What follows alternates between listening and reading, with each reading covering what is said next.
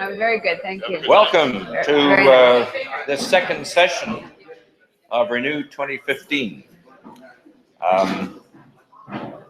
And I want to welcome also the people who are watching us on YouTube. There has been a rumor going around that Vera is going to do the same presentation today as she did yesterday, but I assure you that's not going to be the case. But you can go on YouTube if you weren't here and would like to see the first presentation, and you'll be able to catch it there. I also just want to remind those of you who are on YouTube that you can submit questions to me. I indicated that to you. I just want to remind you of that using my email, and I'll pick it up in the BlackBerry and relay it at our Q&A period. My name is John Henderson. We're happy to see you here, and if you need a washroom, you just go down the hall past the principal's office, and male and female washrooms are there. I'm going to call on Dorcas, our principal, to give an official welcome. I like that. It's an official welcome that I'm going to be giving. So what's yours, John? Unofficial, not counting? Anyway, no, it is my pleasure. I welcomed the folks that were here yesterday at yesterday's session, and it is a delight to welcome those of you who have come for today's session. And those of you, I keep looking in the air, those of you who are coming in through YouTube, it's great to have you here as well. So a warm, warm welcome to all of you. I know that if today is anything like yesterday, Vera has certainly got food for our spirits and for our minds. And so I look forward to today's, as I'm sure you are as well. But as with things at Knox, we always commit ourselves in prayer to the day that is before us. So let us pray. Merciful God, for the creative and life-giving energy of your Spirit among us this day, we thank you. For your gifts of wisdom and knowledge, liberally bestowed on and among us, we thank you. For this time and this place in our lives, we praise and honor you. In Jesus' name, amen.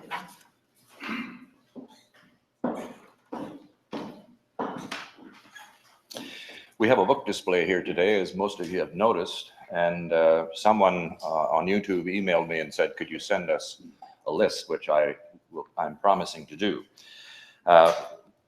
When I picked up Vera at Billy Bishop Airport, I took her around Rogers Center and said, this is the home of the Blue Jays, and I said, the Air Canada Center sign is down here, and says, oh yes, the Maple Leafs. She was polite about the Maple Leafs, but she is a hockey fan, as she indicated to us yesterday. In 2012, the Presbyterian Church USA commenced an initiative called 1,001 Worshiping Communities. And Vera told us quite a bit about that yesterday. Just for those of you who are new, I think in those years, 316 congregations have been recognized and are working. And yesterday's presentation was very stimulating and wonderful to listen to. And so her belief is that the best way to make new disciples for Christ is especially among young people and new immigrants through starting new worshiping communities. So welcome, Vera, and we're looking forward to this morning's presentation. Thanks, John, and thanks to all of you for coming back. And it's great to see some new faces. Now, I'm hoping that means that we had such a good time yesterday that the word got around and lots of new people chose to join us. But it also might mean that you're getting credit for being here and that your missiology professor is requiring it for your grade. But whatever the case, we are just delighted that you are joining us today. As John pointed out, we talked a lot yesterday about this initiative that I am very passionate about called 1,001 New Worshiping Communities, a 10-year initiative geared to start new churches, new communities of faith, all reaching unchurched and dechurched people of Christ. and people for Christ, and in the process of which transforming the whole of the church. So I love those of you who missed yesterday's presentation. Besides looking at YouTube, I would also like to refer you to our website, which is 1001.org, and you can see a lot of examples of new worshiping communities and some of our resource materials there. But today we're going to be moving on to a different arena, and that is to talk about, if we're thinking about church in a new way of being the church, what kind of leadership does that require? Now, I think that's particularly appropriate for those of you who are seminary professors or a principal or pastors in existing churches, to be thinking about what kind of leadership God may be raising up for this next generation of church. But it's also particularly appropriate for those of you who are students in a theological college right now to think about what new skills, what new behaviors may be required of you as you move into the church of the 21st century. So before we get on to the particular presentation for today, I did want to just point out a few things that are on our book table. Cindy is here with us today and from Crux Books, and is going to be here during our break time at around 11 o'clock. So if you want to go back and browse, you are welcome to do that. But I just wanted to call your attention to a couple of books in particular that I will be referring to in my presentation, or did so yesterday. So sorry, YouTube people, if you can't see me here. But I wanted you to see, there are a number of books by Alan Roxburgh, who is a Canadian, by the way. And the one that I particularly wanted to refer you to is The Missional Leader. I will be quoting from him, but Alan really has his finger on the pulse of what is needed for leadership in a missional age, going outside of the church and into communities. I really strongly recommend this book. Another one that is has been really important to me as a very practical resource. So if you are suspecting that God may be calling you to start a new worshiping community, or just to lead a church that is more missionally engaged in its community, starting Missional Churches by Dan Steigerwald is, I'm sorry, this is not what I was thinking. This is another practical book. Stories from church planters, and it's written by Mark Lau Branson, who's a professor at Fuller, and Nick Warness, who is the leader of a new worshiping community, Northland Village. We saw the video of that one yesterday. And then the third one I wanted to bring to your attention is called Growing Local Missionaries, and this is the one that is by Dan Steigerwald. Dan is not Canadian, but his wife Anne is Canadian. So just wanted to let you know that I'm very well representing Canadians in my book selections. But Dan's book is short, practical, readable. You can stick it in your back pocket, and it's just a great one to help you with the actual practices involved in getting out there in the community and starting something brand new. Now, Cindy was very gracious in putting together a large selection of books, including some from Knox faculty, and a collection of Advent materials, and some real classics, like a couple here by Alice Mann, The In-Between Church, and I saw another one by her, can't remember what it was right now, but and Diana Butler Bass. So there's just some good just a good variety here. So I would urge you to look around when you have a break and make it worth her while to come all the way out here. She tells me that Crux Books is just a short walk from here, a 5-minute walk. So if you wanted to spend some time over your lunch hour or whatever, and how many books did you say you have in stock? 10,000 titles. So I'm betting you could find something that you'll like there. Okay, thank you so much. Okay, so we're going to be thinking about leadership during a time of constant change, which is what we are finding ourselves in right now. So now I'm from the Presbyterian Church USA. I'm going to be talking about what I know, but I think you're going to be able to transfer the information that I'm giving you to whatever denomination that you are from. Presbyterian Church USA has been losing members. You take a look at that 12-year period and look at a 26% net loss in members. We're also losing churches, 13% of our churches over a similar time period. And even more shocking is the rate of church loss accelerating at that rate. Now, I don't know how those compare to the Presbyterian Church of Canada or whatever denomination you are here representing, but we find that similar statistics are reflected in most mainline denominations, in most primarily Anglo cultures. Now, one of the things we're finding is that people outside the church are no longer as naturally attracted to church as we may have come to expect as we have grown up in the church. We're finding that the church is no longer at the center of society as it might have been during my upbringing. I remember that when I was a child, the question you asked people was not, do you go to church, but what church do you go to?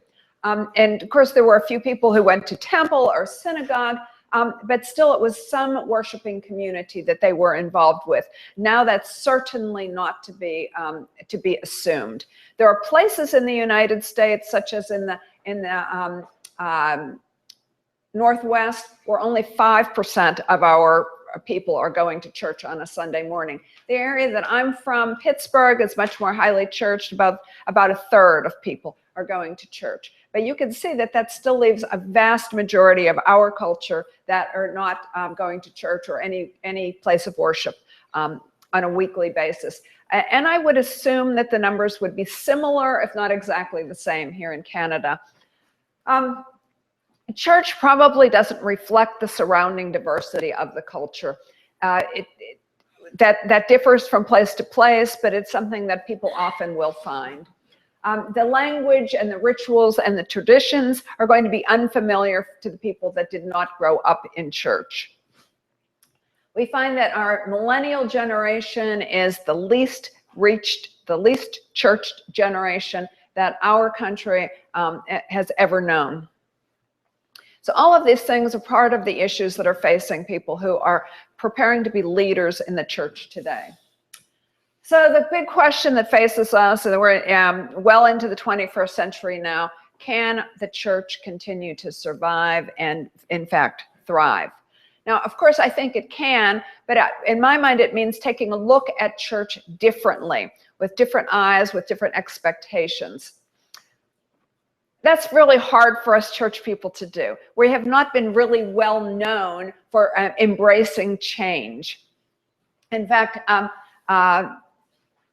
one of my friends, Roger Nishioka, a theologian, likes to say, how many Presbyterians does it take to change a light bulb?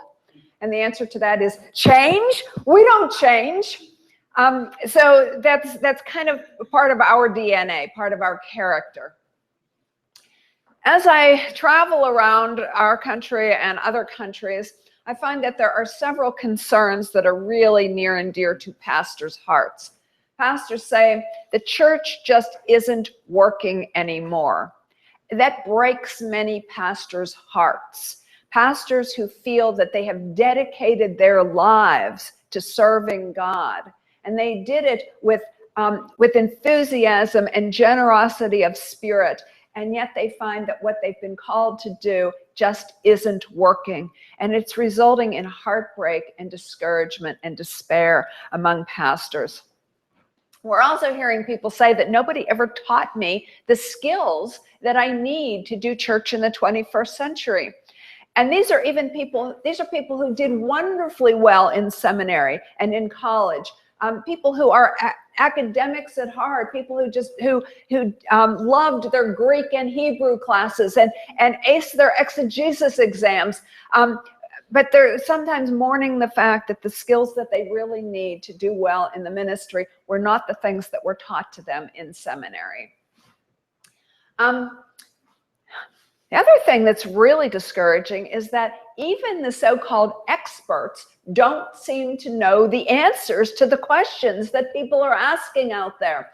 So a couple of decades ago, if you didn't know how to do something, what you did is you consulted an expert, and that person would tell you how to solve the problem. But we're finding that that's simply not true anymore. There really aren't any experts. Well, we all know that, I mean, if you really want to be honest with yourself, how much of your news comes from Facebook? How much of your worldview comes through your Twitter feed? So either we have no experts or everybody's an expert. The other thing people are mourning is that there seems to be no respect for the position of pastor or for the role of the church in the community. Once upon a time, people remember that coming into a situation as the pastor, you automatically were given respect and authority in a situation. It's simply not true anymore. In fact, it's actually fair game to make fun of pastors and religious leaders. And once again, that's hard for many people to bear.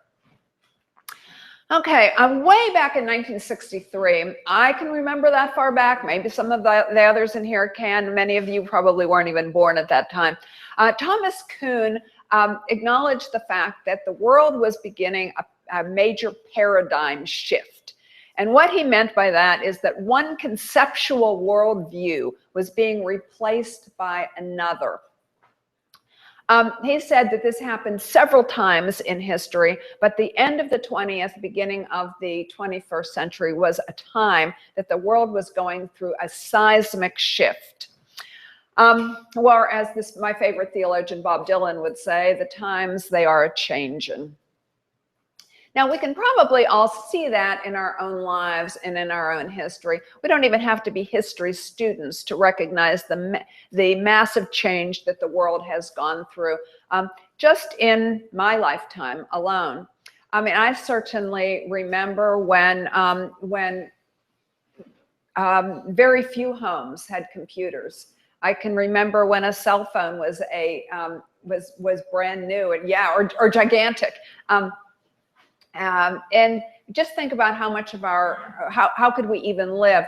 I had a panic when I crossed over into Canada and all of a sudden my cell phone stopped working for a few minutes. Like, oh my gosh, how can I survive? What will I do? And of course it came right back on. But we don't even know how we can survive without our means of communication. Some of the ones that have been pointed out by many of the experts in the field are our multicultural global culture.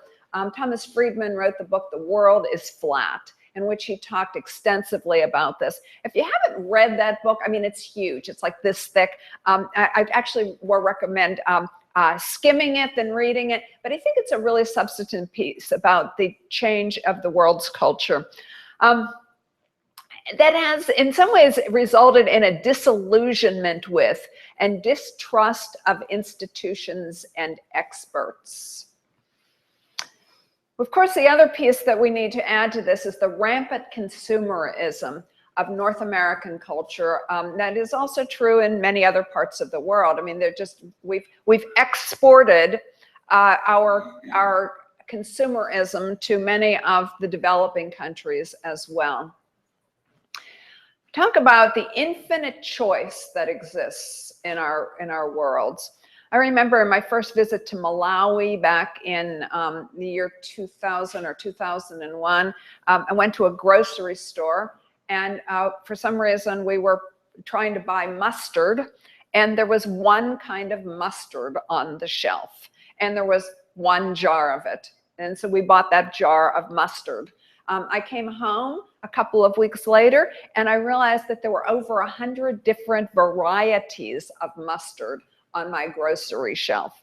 Now, if we have that many choices in mustard, just think how confusing and overwhelming our lives must seem to people of prior generations or of other parts of the world. Infinite choice applies to things as commonplace as mustard and as deep as our choices of religions or philosophies of life, to say nothing of shoes. if you haven't picked up on it yet, I'm a shoe person, and most of my metaphors will be related to shoes. You know, my husband says you need 2 pairs of shoes. You need black and you need brown. And I said, well, I need at least 12 pairs of black shoes, for heaven's sakes. You need black heels, and you need black flats, and you need black boots, and you need black sandals, and that's just a start. Infinite choice. And some of this has resulted in a sense of relativism. If we have that many choices, there's a sense that every choice has equal merits. That has led us to think that there is, we say things like, that may be true for you, but this is true for me. So there's a relativism about truth and about value. Our technology, of course, is something that we can all point out that has changed spectacularly. And I mean, you can go from year to year. I have got the iPhone 6, but my son has the 6XS, and I know how much better that is than what I have that's only a year old. The technology changes so rapidly that nobody can keep up with it. Our communication styles, of course. When I first started working in the church back in 1999, I did not have email in my office. My communications had to happen by actually writing letters to people. Now, that is not that far back. And Robert Putnam wrote a book called Bowling Alone a few years back, in which he pointed out the isolation that exists in our society. Interestingly, the things that connect us with each other, such as our improved technology, our Facebook and our FaceTime and our Skype and things like that, also contribute to a spirit of isolation, because there's the sense that we don't really have to go anywhere. We can exist all by ourselves in our rooms and still feel like we're connected with the world. And yet that's true in one sense. In another sense, there's a growing isolation.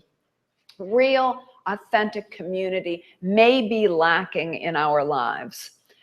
I happen to live in a neighborhood. It's kind of an old homes.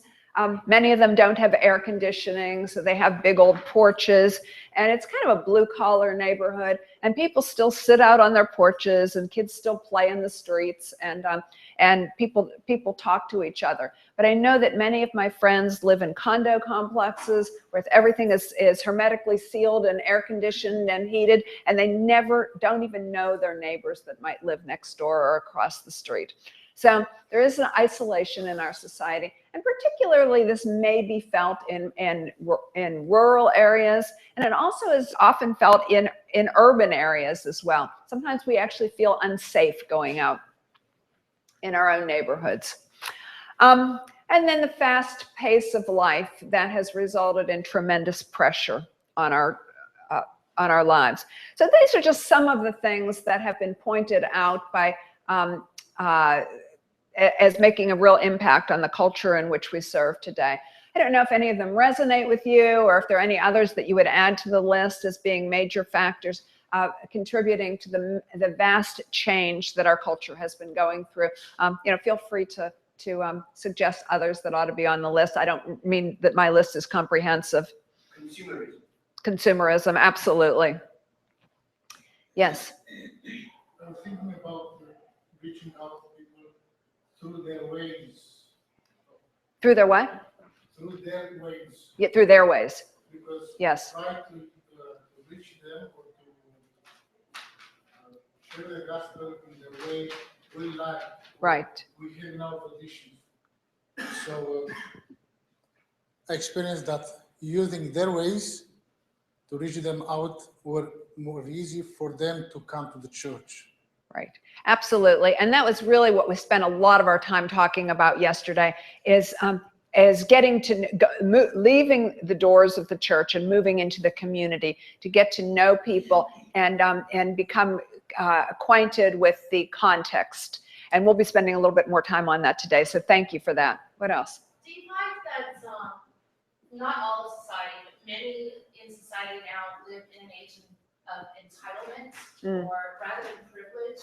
I believe it is their For instance, teenagers believe in the right to drive Yeah. instead of the privilege to drive. Mhm. We have these rights, and it seems that, and this isn't across society, but many in society have this me attitude. Mhm. What do I get out of it? Yeah. Instead of the humility and the humbleness. Yeah, great observation. Other things that you would add? Did you have, go ahead. Shrinking middle class. I heard statistic the other day, 1% of the world's population controls half of its wealth at this point. 1% of the world's population controls half of the world's wealth. Wow. I had not heard that, but that's startling, isn't it? Shrinking middle class is certainly something we can relate to, and that is actually particularly true. That's a concern of clergy. People have been saying recently that being a ordained clergy is no longer a ticket into the middle class, which it was for many generations. Can't assume a middle class salary. Any others? Yeah. We're passing the microphone around so that people who are visiting us through YouTube are able to hear the comments. The one thing I've been noticing is a changing role of our governments and how we're governed and how we engage governments and so on. There's been a real change in attitude there. In my short time here on Earth, there's a time the government would ask the people, what do you want? But now it seems to be we elect them and they tell us what we want. And they force it on us. Interesting. Charles? I think one of the realities that's in the United States, but perhaps more pronounced in a place like Toronto and our urban centers here, is that there's a multi-faith context that's very visible and an important consideration, given traditional ways that Christians have thought about the gospel. Right. Yes. Multi-faith. And actually, we have in our midst are people from many traditional religions, Buddhism and Hinduism and Islam and so many others besides Christianity. But also, because all of them seem to have equal weight, there are a whole lot of new and made up religions or philosophies that also seem to carry equal weight in people's minds. I think maybe going along with that list as well, there's this pervasive sense of scientificism, like the sense that science is something to be believed in, and that religion is diametrically opposed to that. Sure, that dichotomy. So that if it can't be empirically proven, then it's false. So. Absolutely. Some great insights here. Any others? Okay, so let's say that, okay, change is, in some ways, it's natural. It's a part of life. We expect that our children, when they are born, they're going to learn to walk and they're going to learn to talk, that eventually they're going to go off to college and probably leave home and, get a job and all of those kinds of things.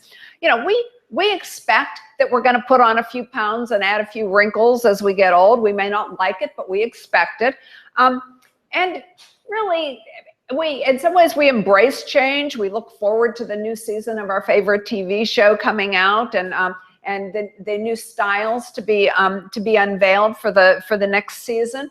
But those are all changes that have been called continuous change that is incremental, expected. You can prepare for it. But there's a whole other kind of change that has been inundating our culture lately, a change called discontinuous change, which is unexpected, unmanageable, disorienting, unpredictable, disruptive, and what we're finding in this current day and age, it's unrelenting. What we've found is that people can deal with one instance of discontinuous change in their life and survive it, but when it happens time after time after time, that really it becomes overwhelming. For example, we may expect to have a job and to go into work every day. We may expect some promotions. We may expect a raise. We may expect to retire someday. But an example of discontinuous change is walking into the office and getting your pink slip and being told to clean out your office and leave, that your job is ended. And that's happening over and over again in today's society.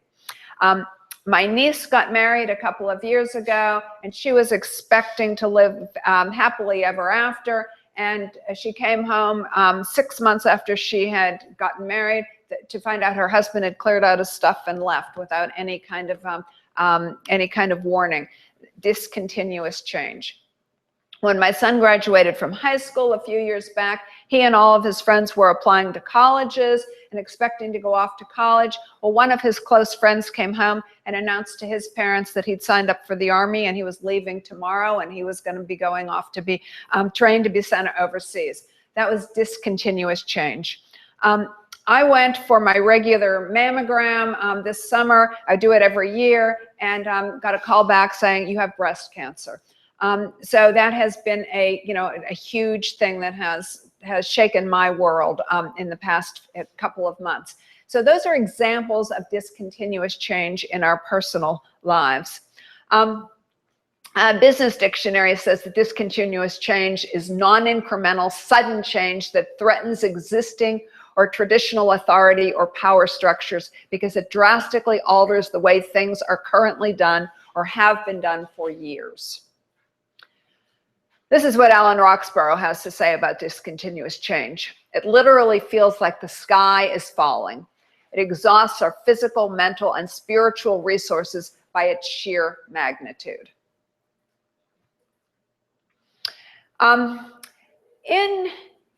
In sort of conjunction with the idea of discontinuous change permeating our society right now in all different areas, in the political realm, in the church realm, in the employment realm, the economic realm, in our family issues, in our health issues. One of the related concepts is what Ron Heifetz has described as that we are faced with two kinds of challenges in our world. We have the technical challenges and we have adaptive challenges. Now, what does he mean by this? This is what Heifetz says. He says the technical challenges are problems where the definition is clear, where an expert can provide the solution. Now, I may not know what to do when the plumbing breaks down in my bathroom, but I know how to call my plumber, and he's the expert, and he can come in and solve that problem. It may not be easily resolved by me, but by the plumber, it can be easy to resolve. Same thing.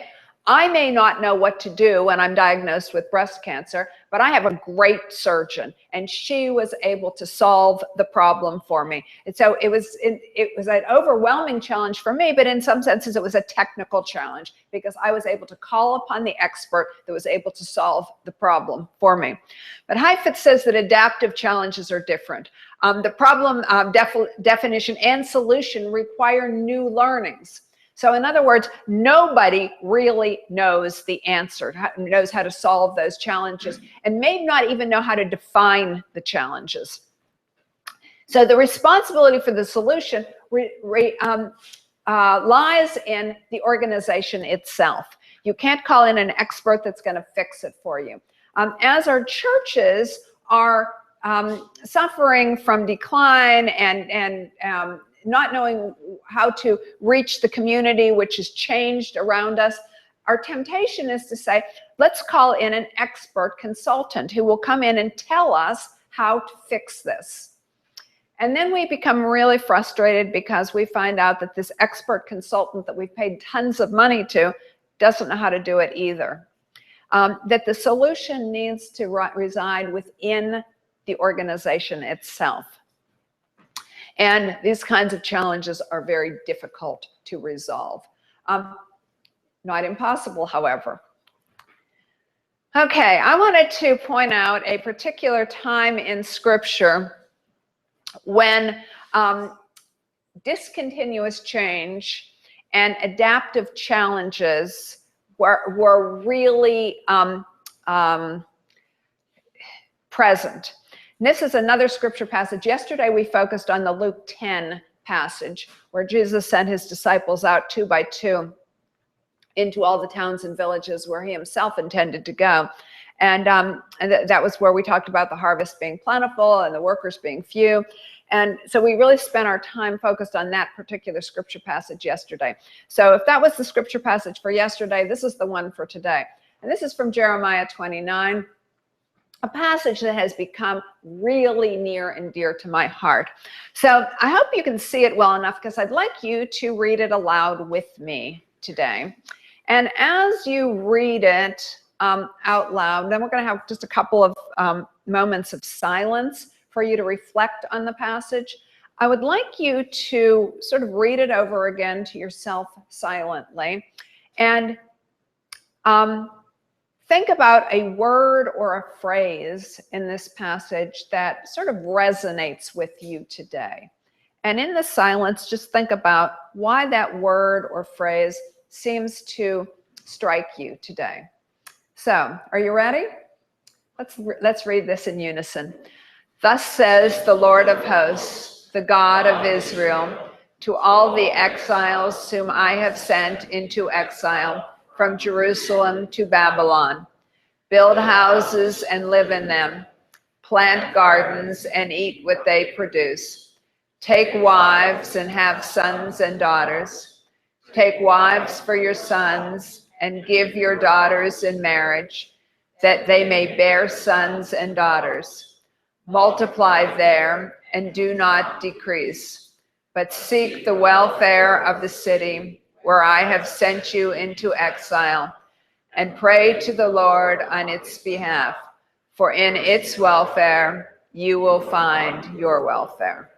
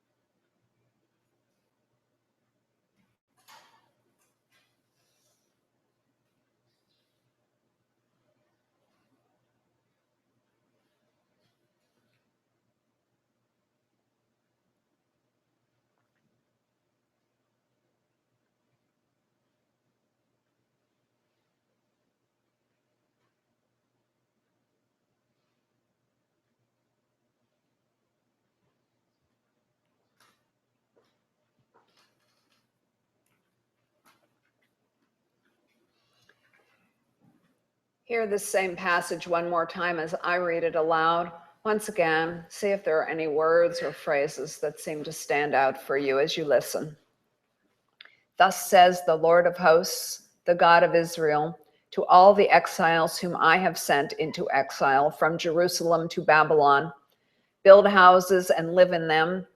Plant gardens and eat what they produce. Take wives and have sons and daughters. Take wives for your sons and give your daughters in marriage, that they may bear sons and daughters. Multiply there and do not decrease, but seek the welfare of the city where I have sent you into exile, and pray to the Lord on its behalf, for in its welfare you will find your welfare.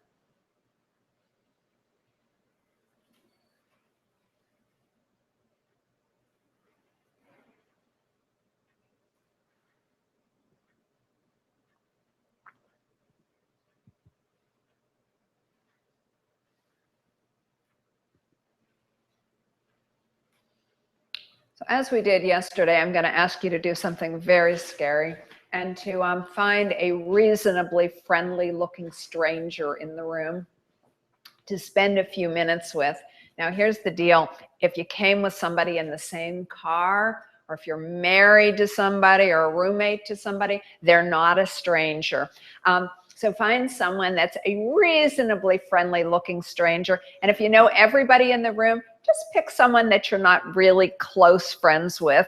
And for about 5 minutes, I want you to just spend a little time. First, introduce yourself to your stranger, shake hands. And then just spend a few minutes reflecting on what word or phrase kind of stood out for you today and why you think that had an impact on you today. And then I will call time. But remember, you only have about 5 minutes. So make sure you have time for both of you to share. So go.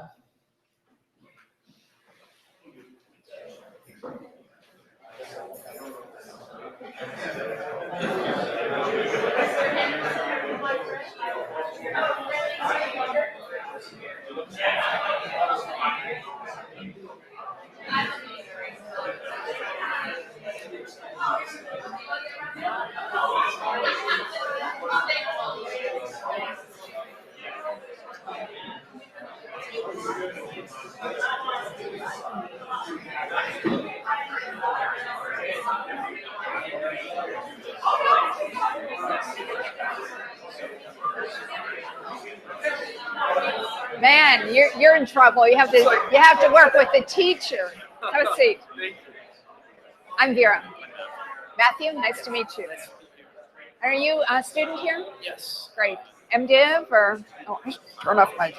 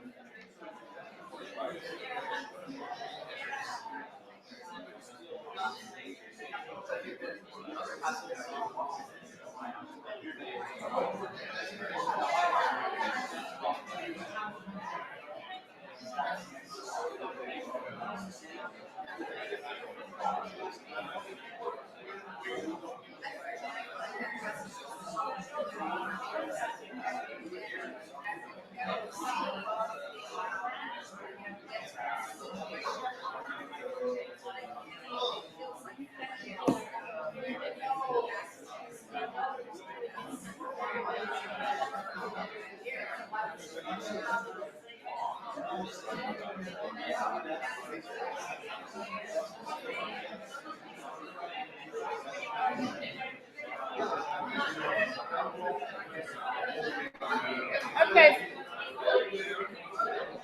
Okay, friends, let's gather back together again.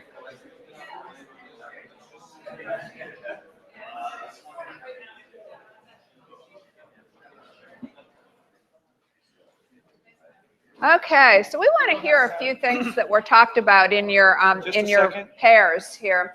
But instead of hearing about what you thought of, I'd like for us to respond in this way. I'd like you to say, this is what I heard Matthew say, or this is what I heard Diane say. And so if you would just sort of reflect something that struck you that you heard in your conversation, and Gordon has the microphone. We'll hand it to you. Can we hear from just a few people?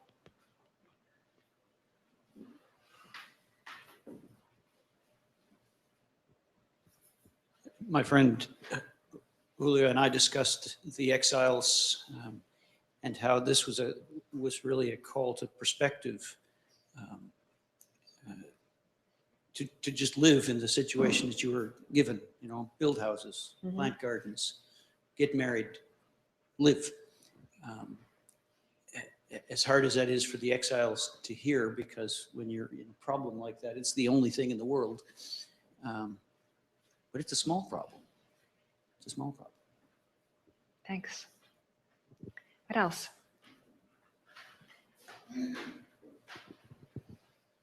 Just to build on that, my new friend Joe Don was saying that God's command is to multiply there and to have that confidence and trust in God and to maintain that sense of self-esteem, which had been sort of blown away by the exile.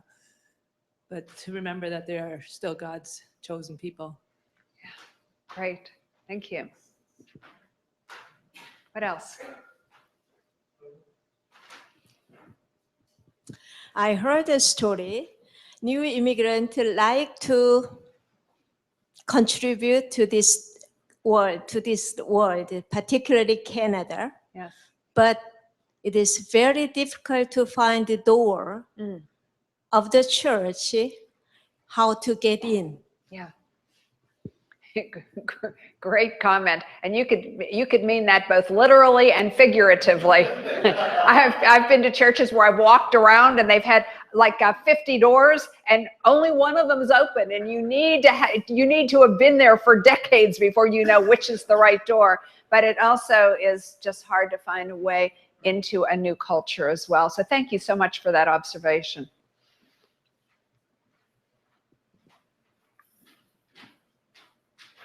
I guess the comment from the two of us follows up on that, in that we need to look at that passage in terms of who's missing. It's the Lord God said to all the exiles, but the address is only to heads of household. Take wives. It's not get married. It's deal with your sons and your daughters. So I think we need to think through in our own context, who's missing, who's not being addressed. And I think that follows up from NEMS. Great, thank you. Yeah, interesting.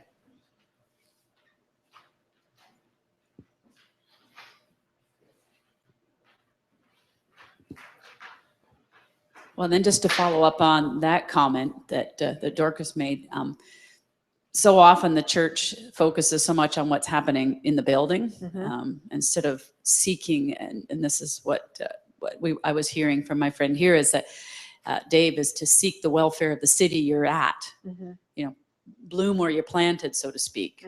Go out into and seek the welfare of the growth and the thriving and the blessing of the community where you're at. Because if you do that, then the blessings will come back to you. I mean, God's promised that, for in its welfare you will find your welfare. So God has promised, if we go out and seek the well-being of where we're planted, where our church is, or where our community is, into our community, then we'll be blessed in return. Great, thank you.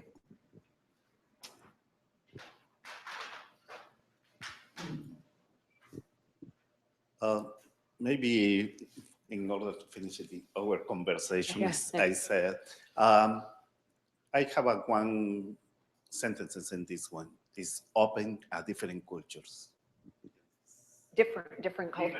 Yes, yes, different cultures coming together in this passage. Very much so. Thank you. There's another one back here, Matthew. I heard you, Vera, say this, and it's okay if I share that the term or the passage there, "I have sent," is used twice. That God is the one in whom this is happening. Not saying that God is the cause of disasters, or that this is what this is pointing to, but that God is in the midst of this, and that we can take comfort in that as well. Yeah. Thanks. Others back here?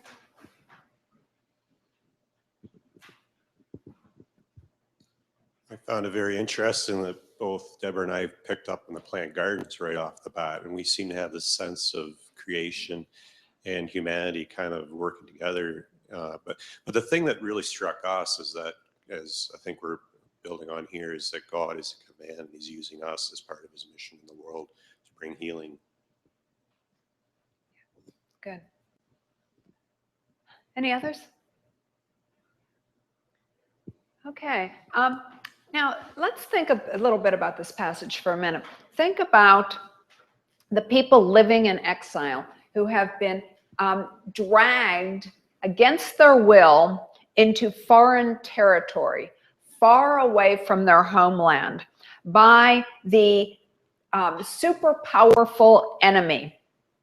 This is against their will by a superpower that is more, and they are being held captive, really held as slaves in this foreign land.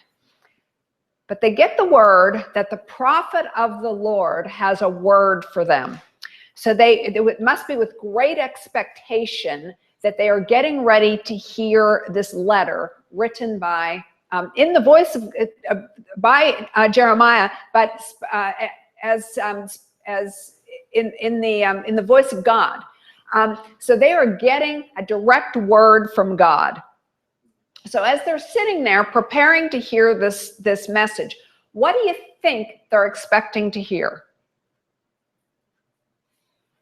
Yeah. We're going to get to go home. Yeah, exactly. Just kidding. Yes. Anything else?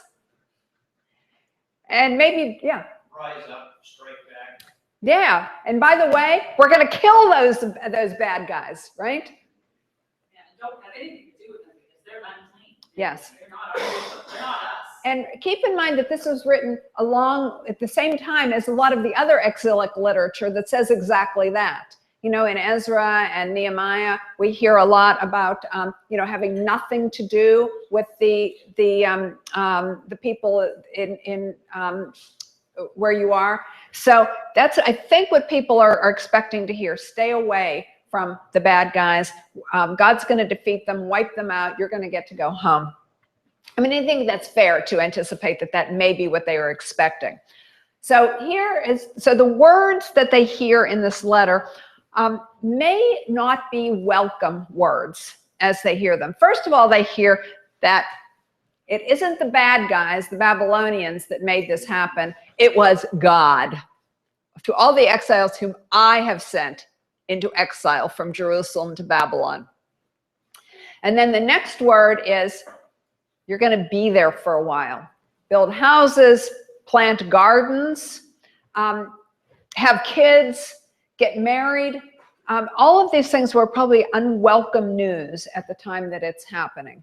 Now, how do you plant a garden in an unknown territory with a different climate than where you're used to being? How do you know what to plant? Yeah, you have to talk to people, talk to your neighbors, right? But oops, wait a minute, we don't speak the same language. Now what? You got to learn the language, right? Or you got to find an interpreter, somebody that knows both languages. It goes both ways. Okay, so you have to build relationships with the people that you're living around, right? Sort of what you were saying, Liam. Yeah. And sort of what you were saying back there too. How do you become part of this community? And when your gut reaction is to say separate from those people, God is saying to integrate, to become part of this community, put down roots in this community. And then goes on to say, as Matthew pointed out in our conversation, that you're to pray for it. And here it says the welfare. He pointed out that the real word is shalom. So to pray for the shalom of the community. And as Matthew was saying to me, shalom involves prosperity, it involves peace, it involves welfare, it involves good health, it involves long life. So you're to pray for all of these blessings for the enemy. Now, how hard is that to do? I mean, we have a hard time praying for those things for the people we love. How about for the people that we hate, the people who are our enemies? So these people living in captivity, living as slaves, by the word of God, I think as they think to absorb it, are transformed from slaves to missionaries of shalom in this new community. So actually, I think eventually it's an empowering passage. It transforms them from slaves to missionaries of shalom. That's one of the concepts that Dan Steigerwald unpacks so well in his the book back there that we talked about earlier. Okay, isn't it remarkable how when we have one passage with all of these ears, we're hearing so many different things about it. Is there any other reflections that you would want to make before we move on past this passage? Yeah. Just a question, because right after these verses, there's this 70-year thing, right? So I'm just struggling to understand the permanency of this thing. So it's not permanent, 70 years, and then they're going to get to go back, but it's still not, it's not tomorrow. I mean, they are called upon to put down roots. Now that is a couple of generations. They're going to have children and grandchildren before they get to move back. So I think that's, you know, there is a sense of rootedness about it. Any others, Charles?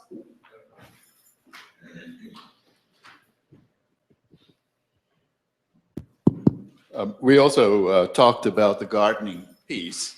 And one thing that struck us as we thought about it was that we're living in a world of climate change. Mm-hmm. This is probably the adaptive change mm-hmm. that we face that is the biggest piece. Yes. But the church is living through climate change as well, spiritual climate change, as it were, and so on. And that there is this kind of call for a deep, profound planting. So thinking long term rather than these sort of quick fix solutions. Right.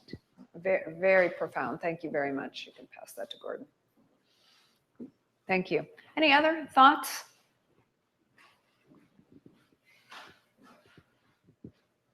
Well, I had just one other thought with regard to the last couple of verses, seeking the welfare of the city where you have been sent. It kind of gets the exiles away from that us versus them, enemies type mentality. And I think it speaks to us today, in the church, to not think of us and them, those people out there, but to think of all of us as, you know, them. We're not us versus them. That they're part of us, and we're part of them too. So God's kind of calling the exiles to think of the Babylonians no longer as enemies, but people you can pray for, and then people that you know, through your interaction with them, you might make a difference. Right. So people you can learn from, people who know better than you do what grows in this climate. And once you have grown this new crop, how to cook it, how to prepare it, how to serve it. So you essentially need each other. Yeah, go ahead. And there's a sense too in the last sentence or statement that the peace, the shalom, the welfare that you think has been lost is there to be found. Yeah. You need to discover it by doing all of this enculturation. It's there. It's not been removed from you as you think when you go into exile. It's hidden from sight, I guess, and it's there. Yeah. In its welfare, you will find yours. Your welfare. Yes. Yes. Thank you. And then there was another comment back here. Sorry, YouTube people. I also find that prayer changes me. And as I pray for other people and work for their welfare, that the welfare I receive back is a side effect. So if I were to seek my own welfare, it doesn't happen. But as I pray and work for other people, it just happens naturally. Yeah. Well said. Yeah. And back over here, Matthew. I think as well, when we look at this passage and see Jerusalem and think about what the exiles were thinking about Jerusalem, there's this sense of nostalgia for home. But that home wasn't such a great place to begin with, that there were things about it that were wrong, and so much so that they were sent into exile, and that coming back after those 70 years, there will be rebuilding to do. There will be a lot of work ahead as well, so that Jerusalem isn't in stark contrast to Babylon. Right. Yes, very, very well said. And do we find that in the church today as well, that there's a lot of nostalgia for the church of the 1950s or 60s? And yet, if we were to go back to those periods of time, we would find a lot of things that we would not be able to live with, especially in the sense of the role of women, the role of racial ethnic minorities, just power structures, things like that. And yet we have this nostalgia for this rosy glow of what we think things were like back then. Any other thoughts, comments? Okay, I want to shift gears a little bit, staying on the same passage.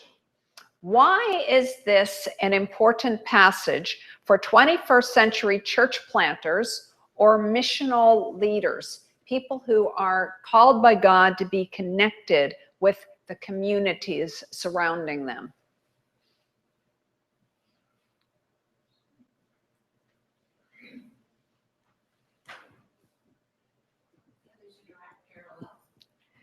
Talk about that a little bit. Well, just you should live among them, or it's your neighbors, your friends,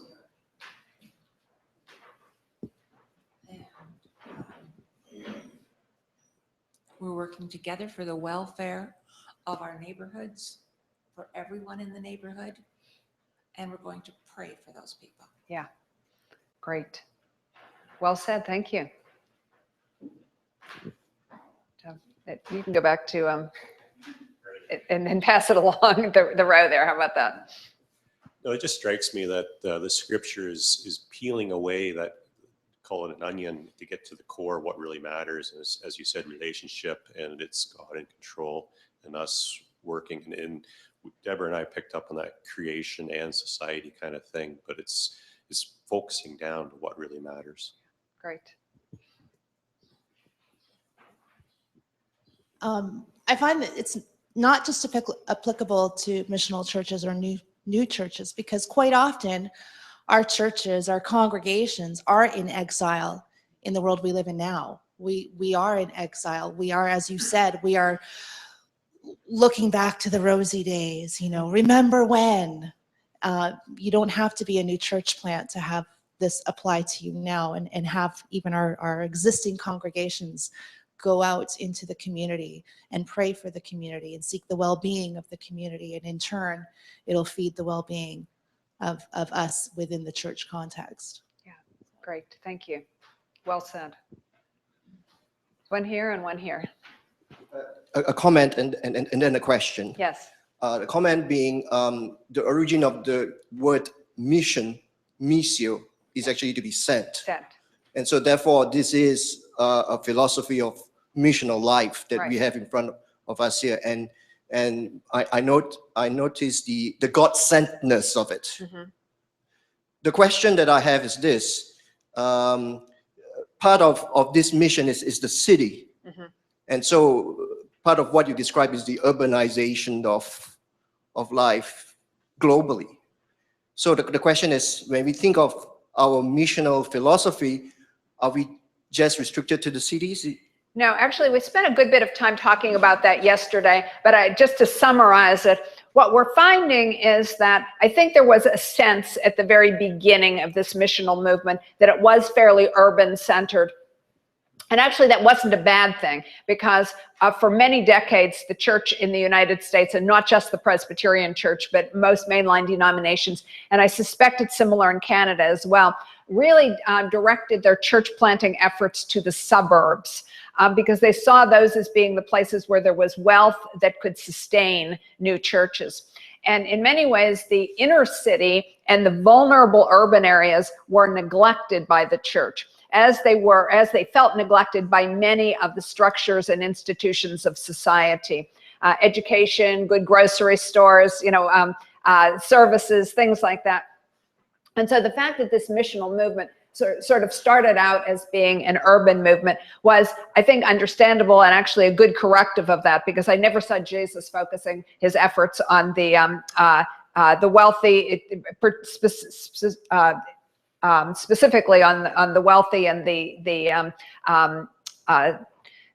competent of the society, but always the least of these. So that was sort of a good thing. But shortly after it became, it was initiated, we found that there were a lot of examples of missional ministry in very rural areas as well, and small towns as well, that in many ways have some of the same issues as urban areas of feeling isolated, left out, abandoned by structures and institutions of society. And so as I look at this and other passages as well, what I see is a command to go out into your neighborhood, that you are planted in a place for a reason. So it has to do with being planted and putting down roots where God has placed you. It has to do with a connectedness, a deep roots system in a particular area.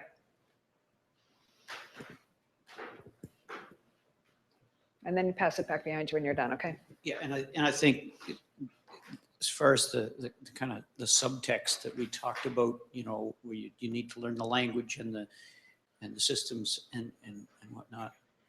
Having been called myself to a rural congregations, it's not a bad thing that the church should be changed by the culture that it serves, right? That's not what the church believed for a long time. The church was the agent of change, right? We're going out into the world to make disciples, and it's the same process, but it's a different focus, right? If you go and learn the language and the culture and settle yourself in the neighborhood, you're going to be changed. Doesn't mean you have to stop being the church. Right. So you put down roots, and out of those roots come relationships out of which disciple making happens, rather than going in as the conquerors to fix a community. Yeah. Might be too obvious, but also the fact that it's still the same God. That everything in the context here has changed. Right. Babylon doesn't exist anymore. Jerusalem still exists, but it's not the focus. God's been through this before, and God's people have been through this before. And if we see ourselves in continuity with that, God is leading us through that as well. That is actually a very good reminder that there is so much change going on back then and in our world today. But we worship a God who is God yesterday, today, and tomorrow. Thanks for that reminder. And Julio has a comment here. I have a question, but it's connected with your presentation in the first part. What is doing the church about the people who is leaving the church? Mm-hmm. Is included in the renew? Yes, very much so. In fact, once again, we spent a good bit of time talking about that yesterday, but the initiative that I oversee in the United States, called 1001 New Worshiping Communities, is seeking to build communities of faith among people who are unchurched, have never been involved in a relationship with Jesus Christ, and de-churched. It's our sort of our term for people who have left the church for various reasons. They may have been hurt by the church. They may have just found it irrelevant in their lives.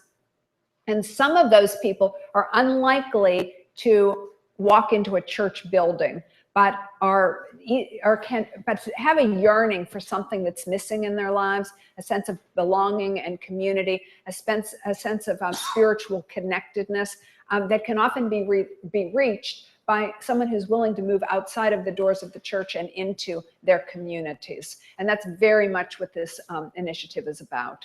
And I think that I mean, all churches need to be doing that. What I'm saying is not just for people who are the innovators and entrepreneurs and are out there starting new churches, but the skills and the practices are necessary for everybody who's leading a church right now in a time when there's so many more people that are not going to church than who are going to church.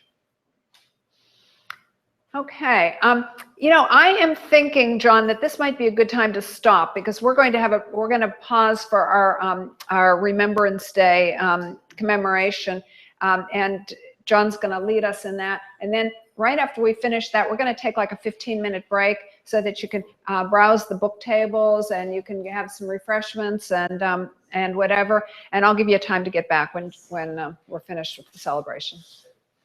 I'm just going to pass around some orders of service.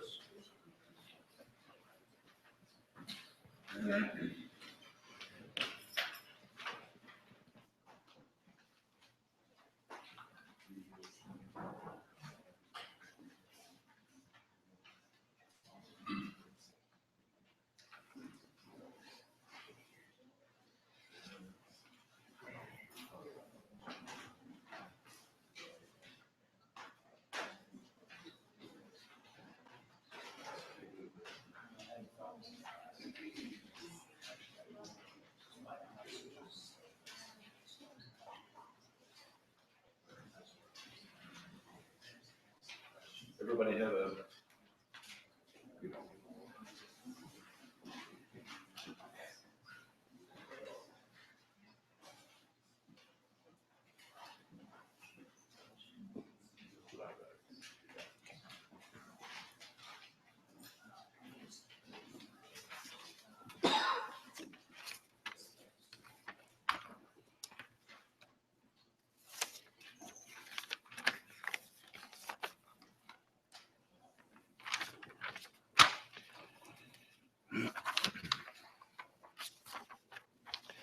I'm going to ask you to stand if you're able. You would be doing this if you were at a cenotaph, and you've been sitting a long time this morning.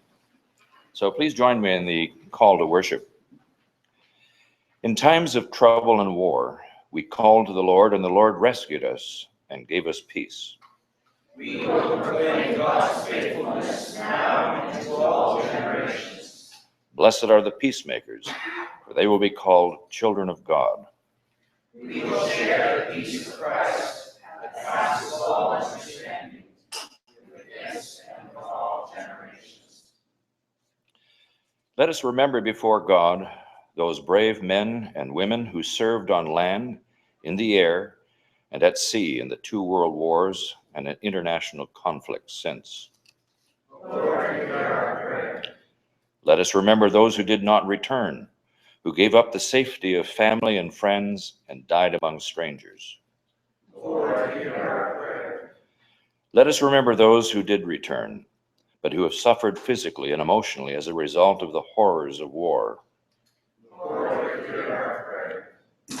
Let us remember the spouses, families, and loved ones of those who died or were wounded, the love and companionship which they were denied. Lord, hear our prayer. Let us take time to think of future generations and pray that they may be spared the wounds and scars of war because of our efforts for world peace. Lord, hear our silent prayer. Let us keep silence.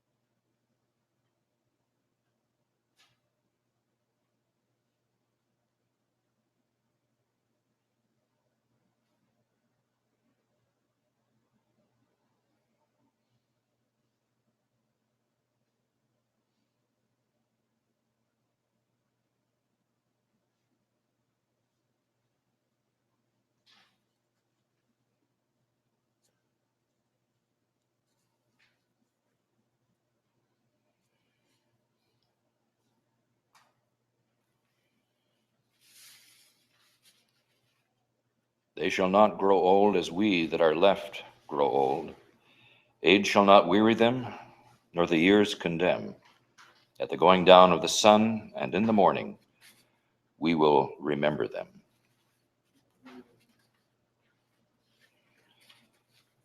Let us read the Living Faith Statement on World Peace. Christ, the Prince of Peace, calls his followers to seek peace in the world. We know that nations have fought in self-defense, and that war at times may be unavoidable. But the tragic evil that comes with war, the slaughter of men, women, and children, must rouse us to work for peace. We protest against the world's arms race that diminishes our ability to fight hunger, ignorance, poverty, and disease. We fear nuclear war and the devastation it would bring. We affirm that God is at work when people are ashamed of the inhumanity of the war and work for peace with justice. We pray for peace to him who is the Prince of Peace. Our national anthem. O Canada, our home and native land, true patron love, in all our sons command. With glowing hearts we see thee rise, the true North, strong and free.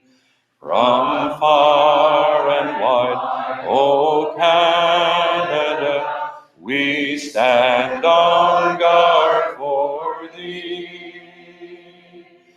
God keep our land glorious and free. O Canada, we stand on guard for thee.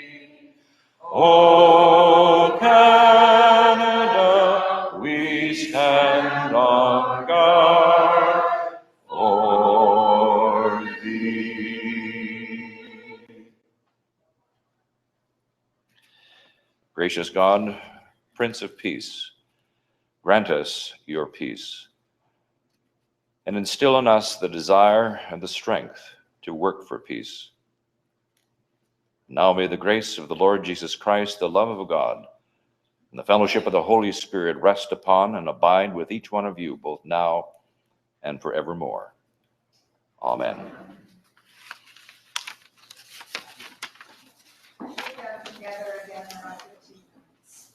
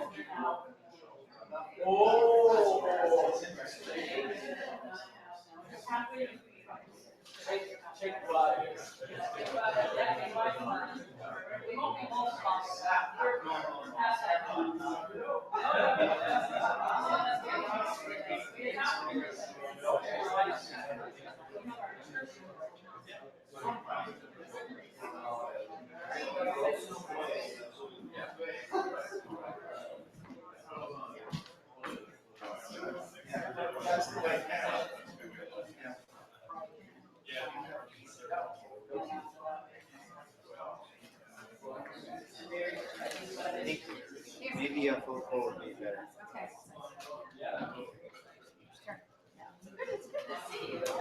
I still remember when I'm running with you.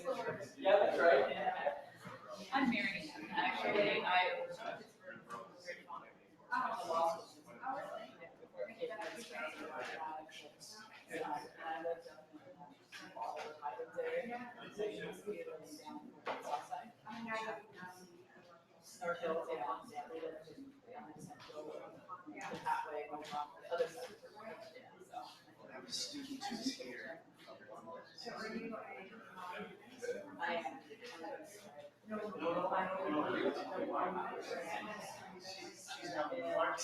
Oh, yeah.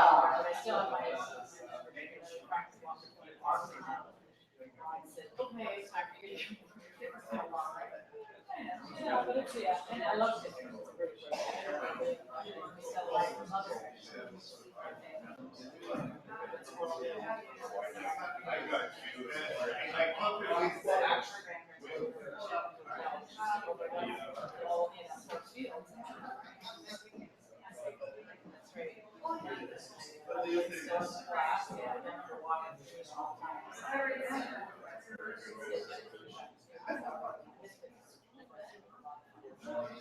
Further now,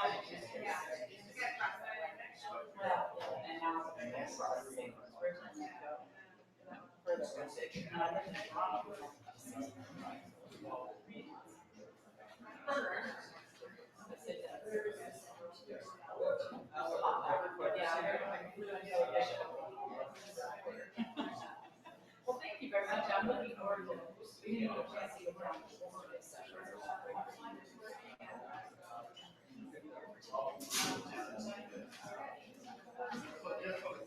Yeah, good times for you. I am,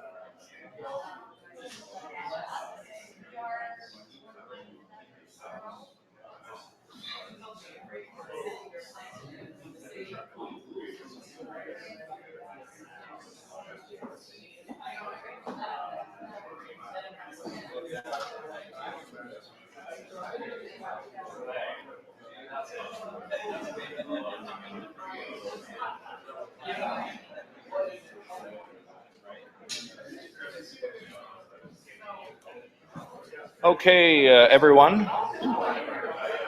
We'd like you to find your seats again so we can conclude today's workshop. And as you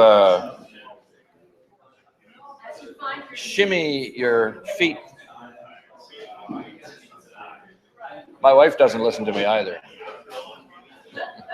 I'm sure that's not true. She doesn't pay attention. That's true.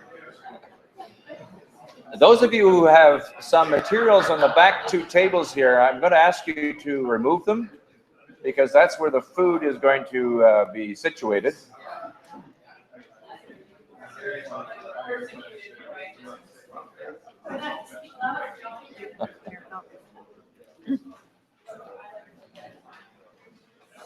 Time to start.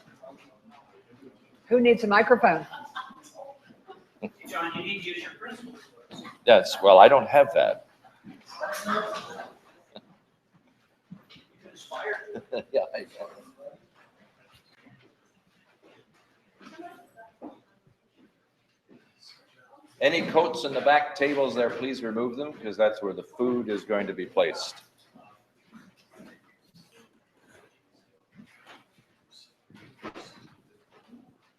Okay, just for a preview of coming attractions, I believe our time together is supposed to end around 12:30, although the food's going to come in a little earlier than that and probably tantalize us with good smells. And but we will stop at least by a quarter after, maybe earlier than that, for a question and answer time. So if you have questions that have been bubbling up there, please don't forget them, write them down or something like that, and we'll give you a chance to ask whatever questions you want to ask. So we're back together again, and I'm really grateful that you haven't gone away during the break. I guess a few of the students had to go take classes, but they can be forgiven for that. We're grateful that they were able to join us for a while this morning. Okay, now that you've come back and are gotten all settled in again, I'm going to move you around again. We're going to do a little bit of reflecting together over some things so that you can take some of the things that the concepts that we've talked about today and apply it to your own circumstances. We're going to be thinking of examples of discontinuous change, change that is abrupt, disruptive, unmanageable in your own life or in your church's life. And basically think over the past year, but it doesn't matter if you go back further than that. But try and think of something that didn't happen 20 years ago, but it's relatively recent. And then what are some adaptive challenges? Challenges in which nobody really knows the answer. There's not an expert you can call in and have it fixed for you the way you could if your plumbing broke. That you are facing in your life or in your church's life. I hope if you are serving in a church or in a ministry, you can apply it to that. But if you're not currently serving in a church or ministry, think about your own personal life or your neighborhood or your family life or your job or wherever it is that you're working. So I'm going to give you about 10 minutes to get together once again with that reasonably friendly stranger. If you could find that person. Now, if I know our clientele has mixed up a little bit, so if you find yourself without a partner, stand up and maybe you can connect with somebody else that's without a partner right now or one of our newcomers. So take about 10 minutes just to share some ideas, and then we'll get back together again and hear a little bit from a few people. So reasonably friendly looking stranger in the room. If there's an uneven number, you can meet with 3, that's okay, but no more than 3 in your group. Reflecting on these questions.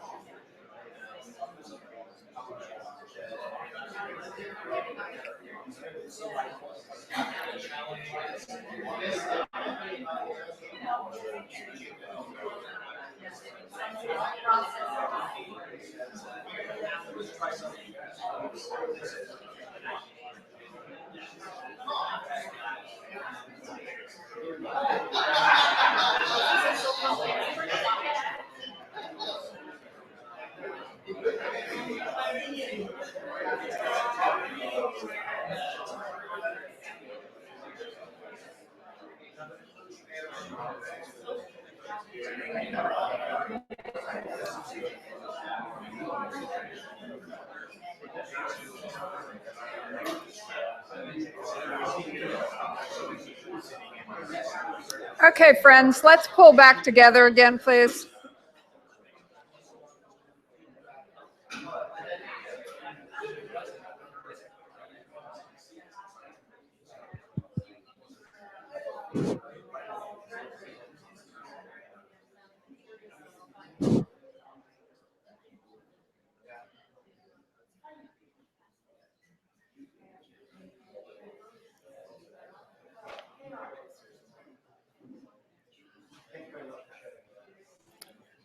Let's just, is my microphone on?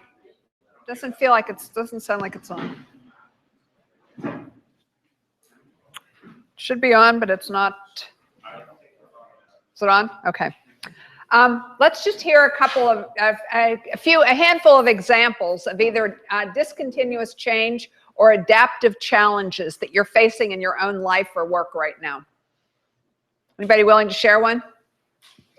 You got to grab this so that people, our friends on YouTube can hear us. I'm going to tell, I guess this is going, is it? Okay, I'm going to tell Ernie's story, if that's all right, or a little bit of it. It is interesting because Ernie's been a farmer and moved back and has been started in lay preaching as part of a call, and then is moving here into studies at third year at Knox. But what was interesting as a farmer, which I think as consumers, we just, go to the grocery store and pick it up and put it in the freezer. But he talked about after, was it Hurricane Katrina? Can't remember which one. No, in New Orleans. And how the school system and different changes that were needed or resisted, that's when the government did it, when people were at a disadvantage, that the government came in and laid on change. And maybe you want to elaborate on that. That it's an abrupt change.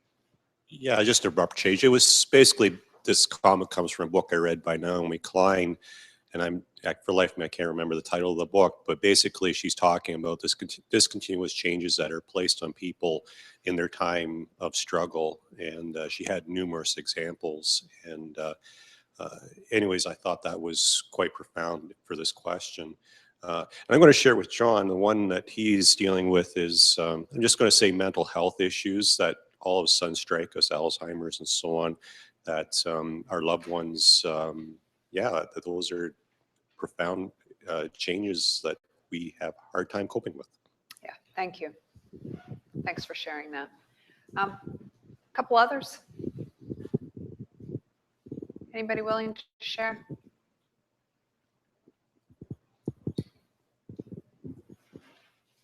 My new friend, Nick, comes from Romania.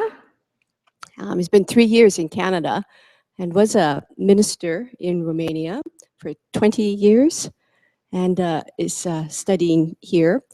And we were speaking about when God calls us into ministry, often it is a complete uprooting. You don't get to take a lot with you necessarily, and it can be very discontinuous and Yeah. And a complete break. Thank you. Thanks for sharing that. Any other examples that you're willing to share?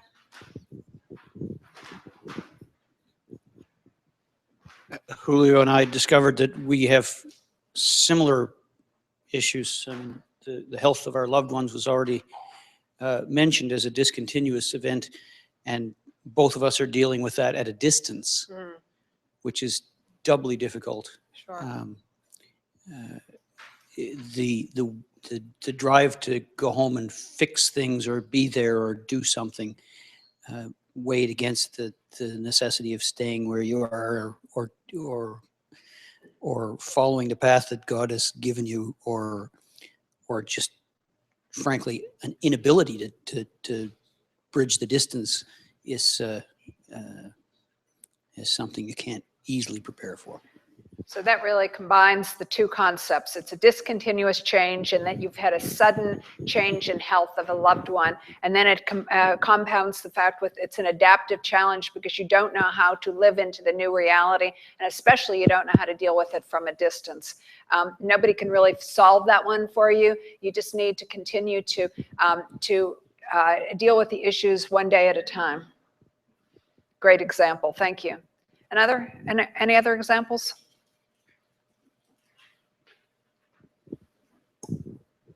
Well, just like you said about being called into ministry and completely uprooting you, I moved 2 years ago from Toronto, a very big community with my 2 teenagers, to a small community. And it was, I think, I was okay with it. It was a big challenge for them. Right. It was a big discontinuous change for them, so that it was harder, but they've actually adapted very well, which I'm very proud of them for. But it was a big challenge for them to have to deal with, and it was a big challenge for me too, going from a very large urban center to a small community. So an adaptive challenge there was how to do parenting differently in a different circumstance. Mm-hmm. Thank you. And Marianne also shared with me that she was called from being an attorney to being a pastor, and that's a discontinuous change in your life as well.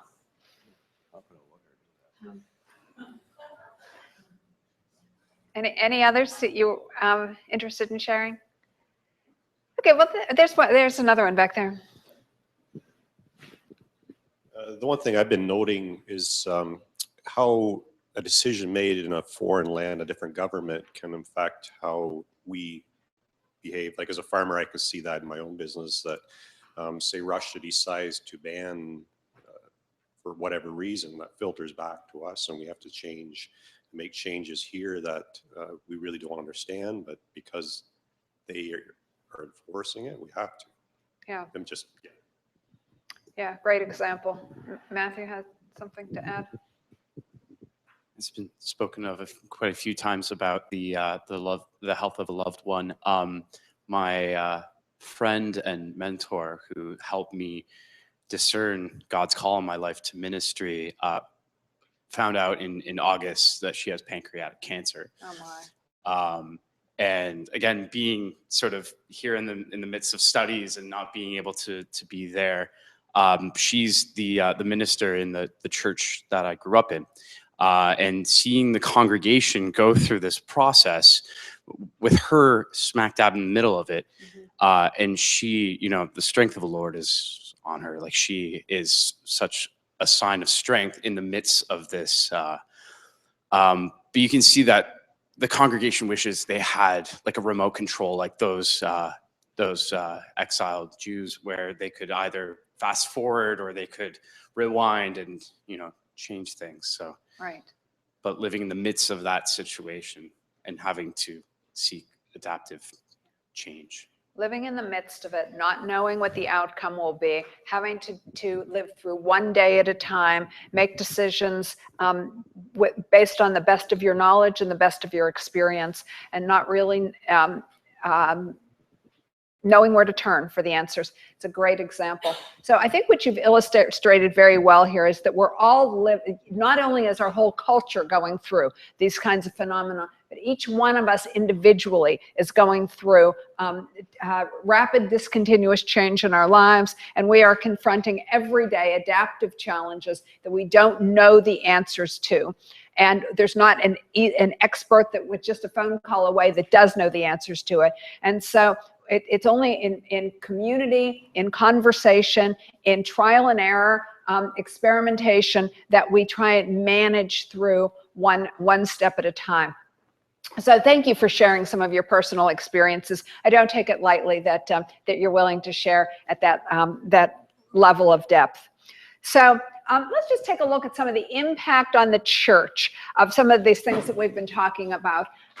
We talked about disillusionment with institutions. Now that the church is included in that. You take a look at particularly the millennial generation, or the people who have maybe left church. Maybe they grew up in the church, but maybe haven't attended church for several decades.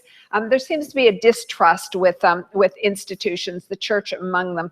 We talk about the nuns, those people who have never been involved, who would check the box saying none when asked to indicate their religious preference, have really never had a grounding in the faith. And the dones, those people who have been there, done that, and are moving on to something else, and have left church behind, particularly apply to.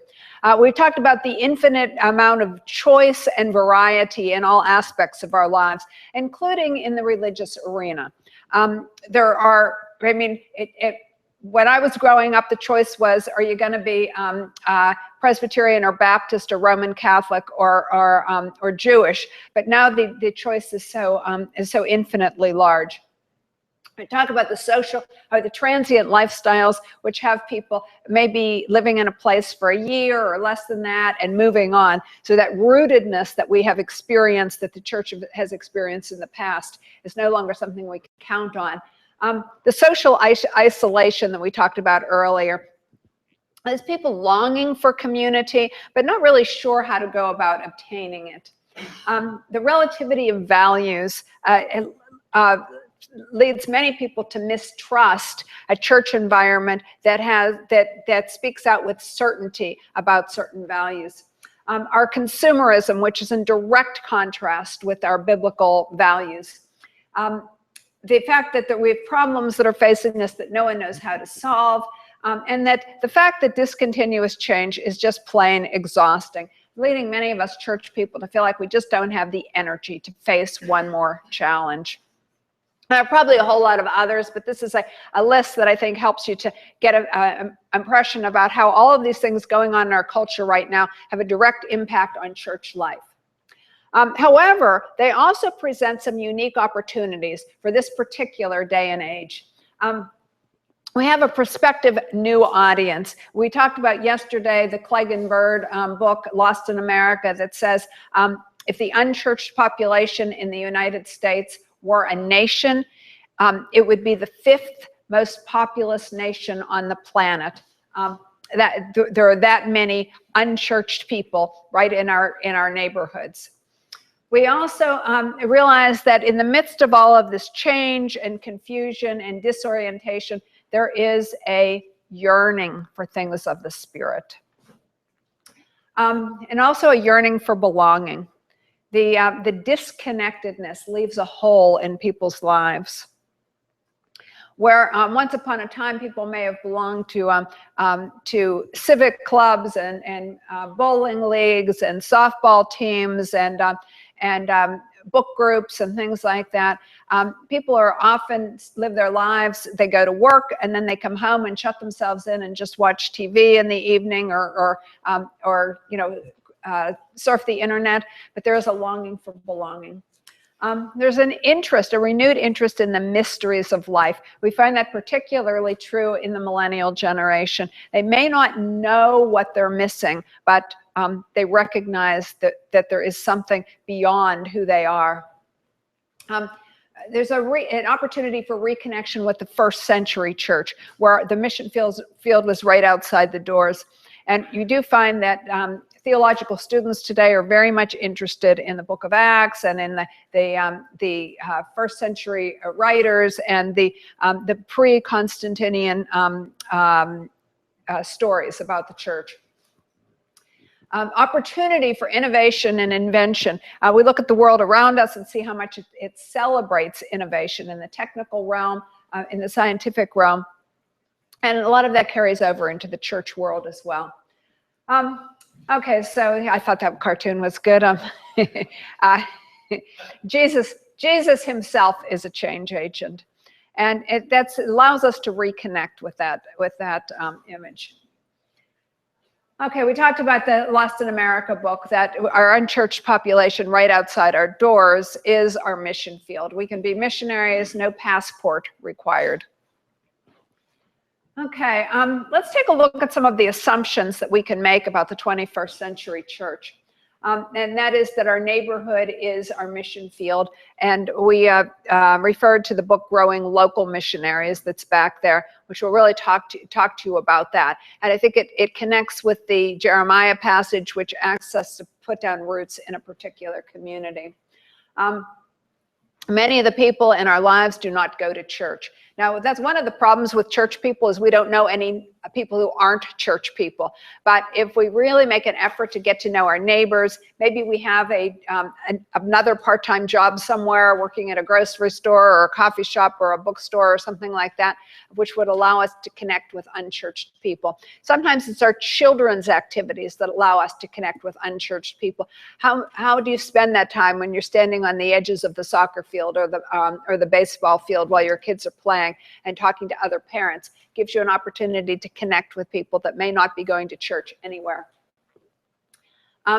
There's an innate yearning for purpose in people's lives.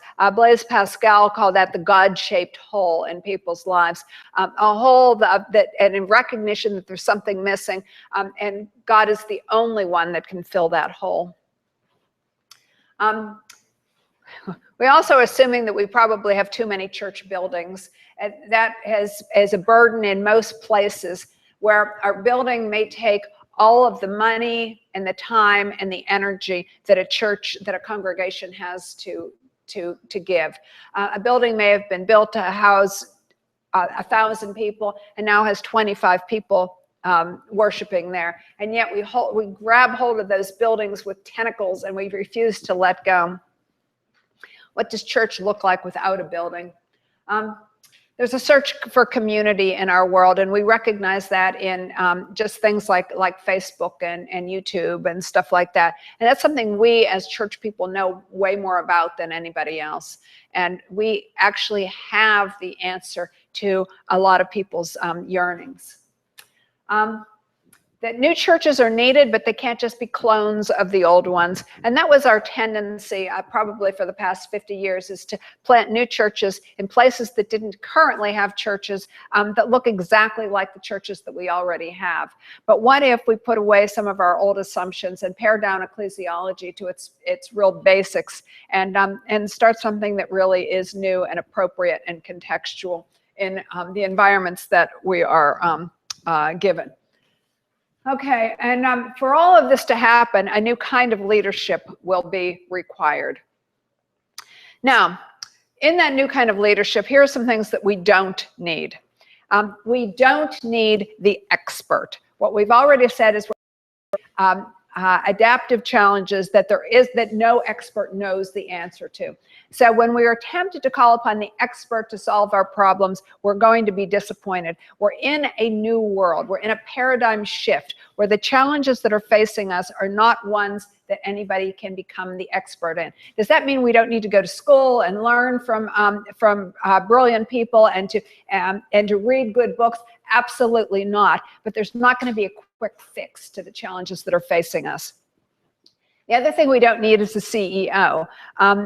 We have, sometimes that has been the default for churches in the past. Said what we need in here is somebody who can manage better for us.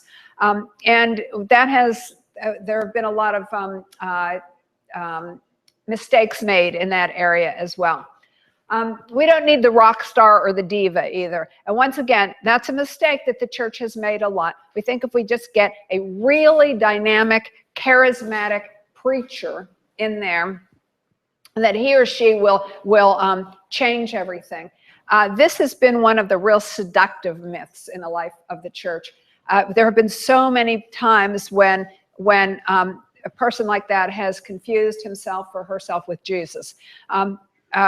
We have the charismatic leader. We need people who are going to point people to Jesus, not confuse themselves with Jesus.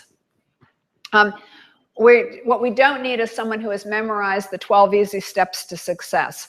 Because remember, we're in a day and age where there's no one-size-fits-all answer to the challenges that face us.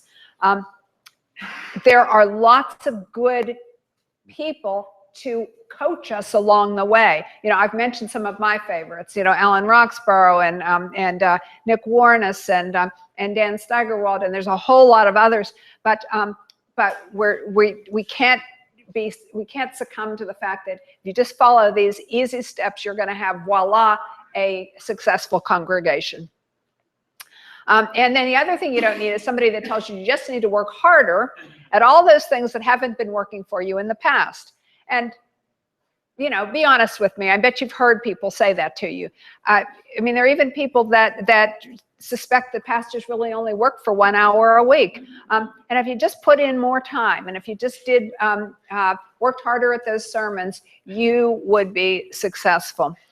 So these are some things that we don't need. But let's take a look at some of the things that missional leaders are. One of the scary things for us longtime church people is that they may not be seminary trained. We may find that leaders are arising from the grassroots, that they have you know, I'm from Pittsburgh. We've got the whole steel culture there.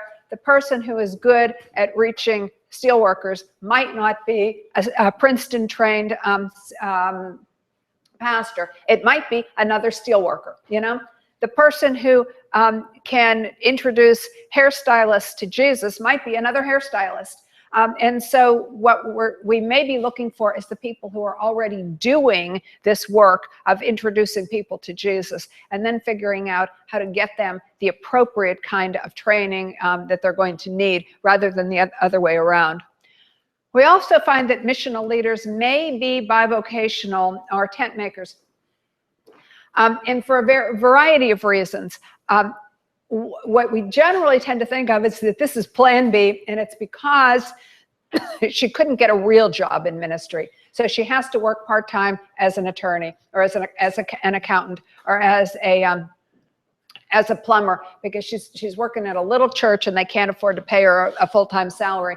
But what if we looked at this differently? What if we thought that the person was bivocational in order to keep one foot in the unchurched world? If the pastor was able to have a better connection with the community through his job in the coffee shop. Chris Brown, one of my friends in Pittsburgh, is the co-pastor of the Upper Room. We're going to see the video of it in a little while. He started his job when the Upper Room started about 5 years ago. He worked part-time in the Upper Room and part-time in a coffee shop in this community. He made way more connections in the community, in the coffee shop, than he did in the church. And that really made the church get off the ground. So let's think about that a little bit. Missional leaders are transparent and authentic and vulnerable. Now, this goes against what we've often thought about pastors in the past. They have had kind of a shell around them, kind of a distance from their congregation. In fact, pastors were in the past trained not to make friends in their congregation. My father-in-law, who was a pastor back in, a million years ago, was actually told in seminary not to make friends in the congregation or in the community. We're dealing in an age where people find that off-putting, and they have trouble trusting someone that is separate. So there's a need for transparency and authenticity. Our leaders are servant leaders. So rather than being the upfront rock star kind of a person, what if they led from a posture of humility and vulnerability rather than led from the back rather than from the front? Servant leaders are people who serve and put other people forward. Missional leaders in the 21st century are going to be less hierarchical and more relational in their work. They're going to be better at training their elders to be good preachers rather than feeling like they have to preach every Sunday themselves. They're going to be more concerned with training their deacons to do visitation and equipping them to have the skills to do visitation and talking to people than having to feel the need to do all of it themselves. So they're going to be team players. They're going to cultivate an environment in which disciples are made. Leadership guru Edgar Schein has this to say: the most important thing that leaders do is create and manage a culture. So their job is going to be to create a culture in which discipleship happens, rather than to feel like they have to do it all themselves. They're going to be discerning, listening people. So they're going to be listening to God, listening to the community, and listening to the people in the congregation. They're going to be attentive to the culture. So really paying attention and getting to know and to love the culture in which they are called to serve. If you are called to serve skateboarders, you better be able to skateboard. You better love the skateboarding culture. You can't be out there criticizing the skateboarding culture. You have to have some credibility in that culture. And we actually, yes, we do have a new worshiping community that ministers to the skateboarders. It's called Serious Juju. Missional leaders are creative and entrepreneurial. They're willing to try new things. They are deeply involved in personal spiritual practices that sustain them through this difficult work. So they are connected. They spend time connecting with God on a daily, a weekly, and a monthly basis. They have a rhythm of life that sustains them and the congregation. It's an easy job to get really significantly burned out in. They look for new metaphors for leadership. Instead of the metaphors of the executive or the upfront leader, they might be looking for metaphors of being a midwife or being the defensive line in football, to allow, making some space to allow other people to shine. So missional leaders, leaders in the 21st century church. So what do missional leaders do? Well, they listen to God, they listen to the culture, and they listen to others. So they're in a listening posture. They experiment. They try new things. They fail and they try again. This is something that we talked briefly about yesterday. Failure is really, really hard to do in the traditional church. People have lost their jobs for trying something different, introducing drums to the 11 o'clock worship service, for example. And yet new worshiping communities, missional church is about trying new things. They encourage fresh voices. They make room for fresh voices. We tend to have the same people serving all the time. But what about that person that comes to church but always sits in the back pew and never has anything to say? That may be a person with a gift of prophecy, or an artist, or an entrepreneur that just doesn't have anything to contribute to a committee meeting, but has something to share in a missional environment. They extend hospitality to outsiders and to others. They reflect theologically. In fact, if there's anything that the pastor is able to do, is to help people reflect theologically on their everyday experiences, help them to see where God has been at work in the experiences of their lives. They provide the theological language to help people understand what is happening to them. In fact, if anything, I'd like to say that a pastor's role is the theologian in residence. They practice spiritual disciplines by themselves, individually, and also with their community, and hold others accountable for spiritual practices. They work well with others. They play well in the sandbox. This is teamwork, this kind of ministry that we're moving into today. And they help people move outside of the church box and into the communities. They create and manage a culture that is open to experimentation and to new things. Okay. Oh, so wait a second. We stop. What happened to our sound? Can we get sound going here? Does anybody know how to do that? I want to show you a couple of videos that illustrate some of the principles we've been talking about here. They're short 2-minute videos. Ready to try it? Let's see. Nope. Oh, do we have the sound turned on the computer? Yes, it's off. Oh. Wait, here. Nope. Mute there. Let's try that. No. I don't think it's muted. Try it again and see. Wait, could that be? That's it. Nope. About 6 years ago, a group of us sensed a call from God to live out Christian community in a common neighborhood in the East End of Richmond, Virginia. Some of us were transplants, grew up here, some were black, some were white. None of us really had an agenda or a plan. All we knew was that the gospel has the power to overcome divisions of race and class, and we wanted to commit to that gospel in a common neighborhood. Over time, God just began to do things. Friendships began to form, a tutoring, a housing ministry developed, groups began to take shape, and before long, God began to build a worshiping community. Initially, we began to worship just once a month, but eventually, with the help of Third Presbyterian Church, we started meeting weekly, and before we knew it, East End Fellowship was born. On a typical Sunday, you entered into East End Fellowship, it would seem like any traditional church. But our reality is what we have is a gathering of people that throughout the week have been living together to see Christ incarnate, transforming our community. And then we gather on Sundays and worship that incarnate King.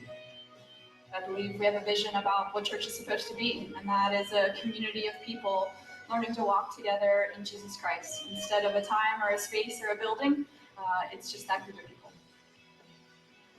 I come to East End because the community, like the love and happiness is here.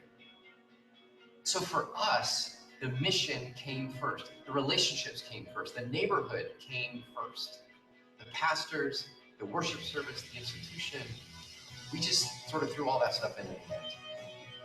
And we think that is a pretty good way to do it. At least that's the way God did it with us.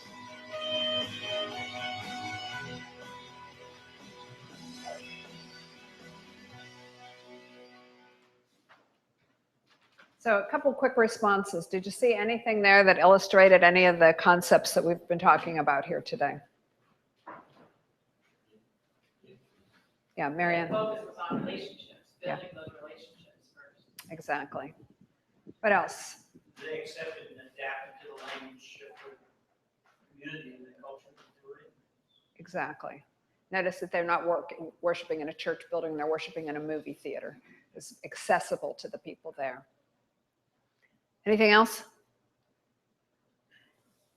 The church isn't just what happens on Sunday, it's a whole lifestyle. Right. And notice the pastors, there were two, it's a team of pastors, one black, one white. So there's that team ministry involved. There's not one upfront person. Were you going to say something? Yeah, just a question of how many de-churched or unchurched people did they include? Because yes, very often church people come with the baggage and you're not able to do such things, right?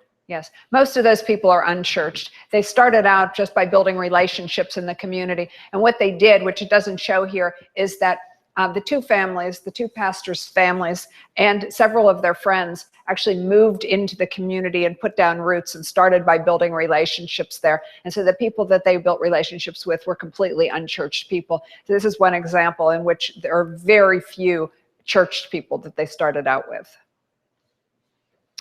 Okay, let's take a look at another example. Once again, see if you see any of the examples that we've been talking about here. I live in a fifth-wheel RV trailer with a chapel in the back. My mission? To reach unloved, desperate, de-churched and unchurched people for Jesus here in this RV park. The people that are here because of money troubles. Some are vacationers, some are migrant workers, but no matter where they come from, divorce, addiction, job loss, foreclosure, that's what's common. Hope for Life Chapel was started for them.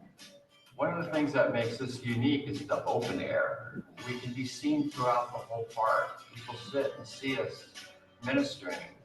People come and join us. It's a very unique ministry. I haven't seen anything like it. It's benefited me and my wife tremendously. Through Bible studies, prayer, counseling, and group gatherings, I help these people realize that they are loved, that they have their own special God-given gift, and they can make a difference in the lives of others. My son was a raging heroin addict. We prayed over him and sent him to rehab, and here 9 months later, he's clean and sober. What a blessing. Of course, none of this would be possible without the local church. I'm so grateful for their prayers, their encouragement, and their help. For us at Christ Presbyterian Church, having Tamara here in Hope for Life Chapel with the people of the trailer park has created this incredible bridge between the two, where we can come and serve and they can come and be served.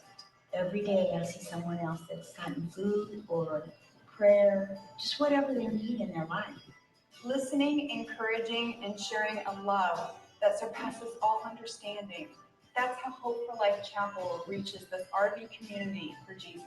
And God's not done. There's more to come.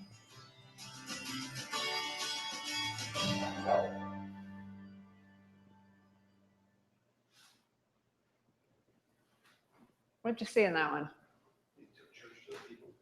Say that again. Took the church to the people instead of asking the people to come to the church. Exactly. What else? Anybody see any Jeremiah 29 in that? Yeah. Yeah, I think that's such a great example of Tamara just becoming planted in an alien community. As she grew up, backstory is she grew up in a fairly affluent environment.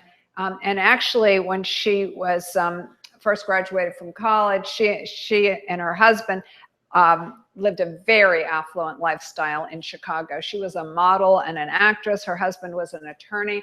And they lived in a penthouse apartment, drove fancy cars. She wore designer clothes, but they were living a lifestyle that was just loaded with drugs and alcohol and, all kinds of things. And she looked at herself in the mirror. She had not grown up in the church at all, so she did not have theological language to put to say this in. But she looked at herself in the mirror, and what came to her is she heard the words, "I did not create you for this." And she realized that there was a deep emptiness inside of her and that she could not continue to live this way. And when she told her husband that, he left her for his girlfriend because he didn't think that he was could change his lifestyle. So then she found out that he had spent their money on all kinds of things and left her with hundreds of thousands of dollars worth of debt. So she became basically homeless for a period of time, lived on the couches of friends for several years. As she realized she was called to go to seminary, Well, she didn't know what that meant. So she enrolled in seminary. She had never read the Bible. She had no idea what it meant to, to study, to take notes. She almost failed, flunked out a couple of times. But the church that she became part of in Los Angeles supported her through this vision. And she had a dream that God was calling her to start a church in an RV. She'd never lived in an RV. So she went out and she actually bought the RV that she had in mind. She moved into this RV park and did everything wrong. She started walking around, knocking on everybody's doors. And for 6 months, nobody spoke to her. They wouldn't open the door to her. They wouldn't respond when she said hello out in the parking lot. She hooked her sewage up to her fresh water and got deathly sick. She went out in the midst of a windstorm to take down her awnings and got knocked out cold and was lying on the concrete. Finally, after that incident, 2 of her neighbors came and knocked on her door and said, "We're here to teach you how to live in an RV. You don't know how to do that." And it was at that point that she became accepted in the community, when she could go in as the guest rather than as the host. Any other reflections on Hope for Life Chapel? She's a very courageous person. Tremendous needs, yes. People who are living in RVs often are doing it because it's a step up from homelessness for them. Or a lot of people moved into RV parks in Southern California when the recession hit in 2008 and they lost their homes. And so she said there were several families, maybe of families with 3 or 4 kids, that moved from a 5-bedroom McMansion into an RV, and they were living there. And a lot of the people refused to be videoed for this because they're trying to live off the grid. They may be offenders. They may be. There's a lot of addiction there. So it's really a hardcore ministry. Yeah. Well, I think it was an example watching her and then you telling us the story afterwards of, what she went through. It's about having to become attentive to the culture she was in. And I think we as a church need to get out of our church culture and be attentive to where we are and learn from the people around us, as opposed to telling them what they should be. She learned that, and we, I think, as a church, the mainline churches need to learn that more too. Yeah, and she lives very sacrificially. I mean, she lives the lifestyle of the people around her, which is kind of a different expectation than most pastors have. I'm not saying it's right for everybody. I'm just saying that that's what she has chosen to do. Let's look at one more example, and then we should probably pause for some Q&A time. A community where people from different ethnic and racial backgrounds feel welcome to worship as one. That's us, as one fellowship. Like the early church in the New Testament, we pray, worship, fellowship together, and teach the gospel of Jesus Christ. The great thing about this community is that it builds bridges between diverse people groups who might not otherwise have the chance to cultivate friendships or to worship together. It may sound basic, but being a community that speaks against racial segregation is what makes us different. I love As One because it's reflective of the diverse family of God. It all started from St. Andrew's Presbyterian Church and Vanderbilt University. Begin praying for unity, for a togetherness that would bridge the racial worship divides in Nashville, Tennessee. Monthly worship turned into weekly worship, and we figured it out along the way. It's part of St. Andrew's mission to reach outside of our walls. And with As One, this was a great opportunity for us to come together and to do just that. I just love that we're really serious about spiritual growth. From 6 a.m. prayer meetings together to devotionals about fasting, it's just all about growing in Christ.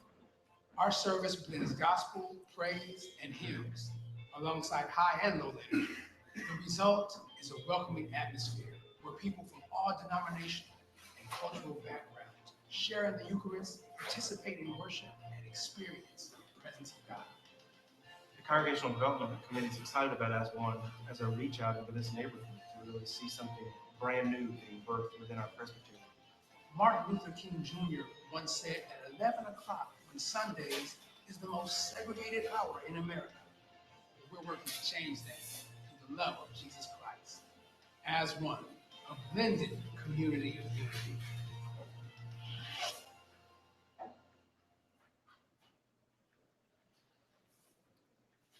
So what did you see in that one? Yep. Very multicultural. You made a comment that they learned as they went along. Yes. Yep. They didn't have it all figured out ahead of time. Actually, kind of an interesting story about that. Aaron, the leader of this, was hired by St. Andrew's Presbyterian Church, which was a traditional African-American congregation. He was hired to start a collegiate worship service, a separate worship service for St. Andrew's Church that would include the students at Vanderbilt University that was nearby the church. So he came, very gifted musician. He came and started this worship service, which became very popular. Lots of college students started coming to this separate worship service. So just a couple of months after they'd started, Aaron and his team of leaders went away on a weekend retreat. And they were praying about what God had in mind for them. They came back and went to the session meeting and said, God is telling us that we should move out of St. Andrew's Church and over to the campus of Vanderbilt for our new worshiping community. How do you think the session felt about that? Yeah, they did not have a good reaction. Why? Why would this session be against that? Yeah, leaving the church building. They were expecting this new community to do what? Build up St. Andrews. Now, to give this session lots of credit, they said, we don't think it's a good idea, but we will also fast and pray about this, and we'll get back to you in a few months. Well, this was like in October or November. In January, the session got back and said, you're right. We've decided the same thing. God is calling you to move out of the church and onto the campus. And that allowed them to become much more multicultural and to grow among people who are not going to be interested in walking into a church building. So it's just a great example of that, what you're saying, that adaptive challenge, trying to figure things out as they go along. And what a great responsive session that was willing to be open to that possibility. Any other observations on that?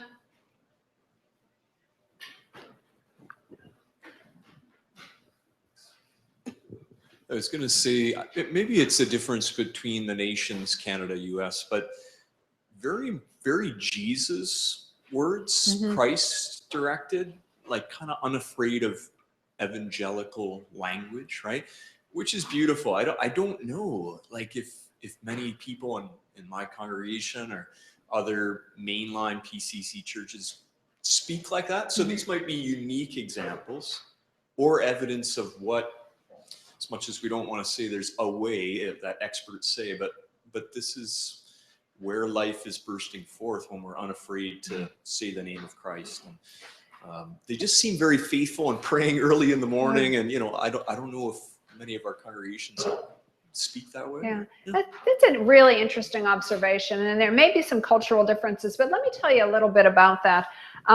When this initiative was first announced, it was in the Presbyterian Church USA, we have a huge umbrella of what is theologically acceptable. We have very conservative to very progressive people that are part of the denomination. It was initially embraced by some of the more evangelical people in the church because it is evangelism. It's seeking to make new disciples for Christ, who immediately, caught on to this. But it didn't take very long before the initiative also became embraced by the very progressive end of the spectrum as well, because they started realizing that among the unchurched or de-churched people, the people who had been hurt by the church, were a lot of LGBTQ folks, a lot of people involved in justice ministries and movements. And so we find that this initiative has actually been one of the things that has bridged that theological gap between our very conservative and our very progressive people. And we find communities, with 310 communities, you can have lots of different expressions. But we're finding that even the people that might have been more mainline in, as you said, in their language, are feeling more comfortable talking about Jesus, talking about the triune God through this movement. Because as Alan Hirsch likes to say, people don't like to think too much of the church, but Jesus is a really good product. And so unchurched people are actually fairly willing to hear about Jesus if they are not, even if they're not interested in hearing about the institutional church. What impressed me about all the examples you've shown us is that it's not overt, but they've all received the strong support of existing or established congregations. There's always mention of, we couldn't have done it without. And that's really encouraging to me, because too often the suggestion is it's an either or situation, and it's not. You know, even there, St. Andrew's session says, yeah, you're right, and we'll support you in this, and the praise goes both ways. We're grateful for their help, and we're grateful for what they've shown us. And that's the best lesson of this initiative for me, is that it's not either or. You don't have to have one kind of church or another. Absolutely. Very well said. And, you know, just to clarify, it's not necessarily universal. There are some that really fight that battle, but that's certainly the ideal. So I think we have a few minutes left for some Q&A. John, do you want to moderate that, or see if anybody has any questions that they want to ask? Any questions? Either from our YouTube audience or Charles, the inquisitive mind. Never lack for opinions. I'm wondering about conflict. You know, the changes that you were talking about this morning create a situation where people in stress tend to go into conflict. This is a big reality in the Presbyterian Church in Canada, small communities that become conflictual because of their shrinkage and so on. And how, I'm just wondering, in these communities, is there a process with which you help prepare people to deal with conflict and so on? So there are various kinds of conflict that we could be talking about. First of all, new worshiping communities are, at least at this stage in the game, are all hands on deck just to try and get this thing off the ground. So conflict within themselves usually doesn't show up until a few years into the process, but then that can be a reality.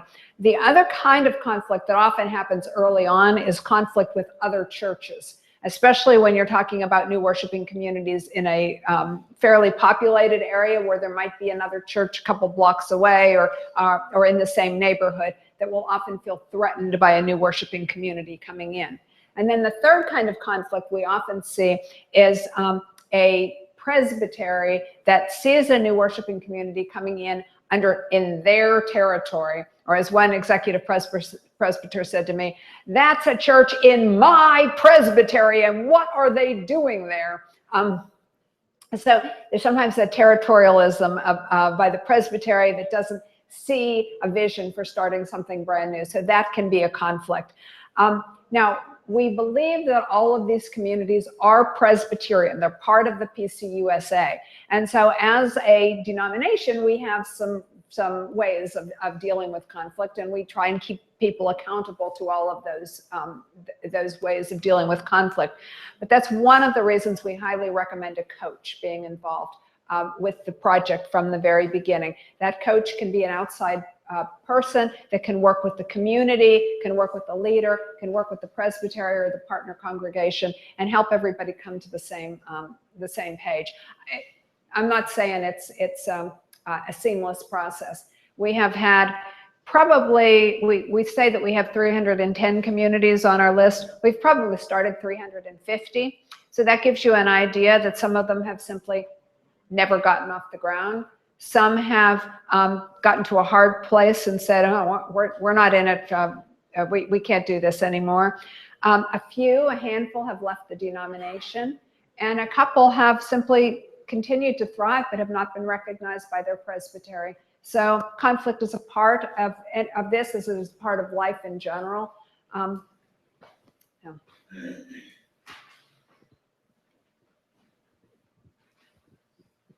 Yeah, I'm just thinking about sort of the logistics in the denomination. You know, in some cases, these are movements that are already happening and the denomination just comes alongside and supports them. But what about sort of actually calling and equipping students, say in seminaries, for this kind of ministry? Is that starting to happen, or how would you take those steps? Yes. So some of our seminaries are taking a look at, well, what does it mean to raise up new kinds of leaders and to equip them for this ministry? The Presbyterian seminary that has done the most with this is Pittsburgh, and it's partly because so many of these new missional communities started in Pittsburgh. But Pittsburgh Seminary actually has an MDiv track in church planting, and they also are just about to kick off a licensure track for those people who are not planning on getting an MDiv, but maybe would be leading a community and looking for some training, some certification as a church planter.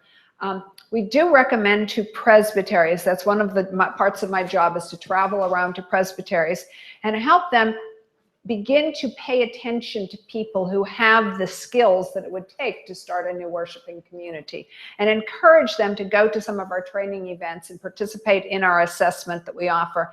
We also strongly market our internship program to seminarians, hoping that they will think about doing a summer internship or a program year internship, or maybe even a year after they graduate from seminary doing a full-time residency program.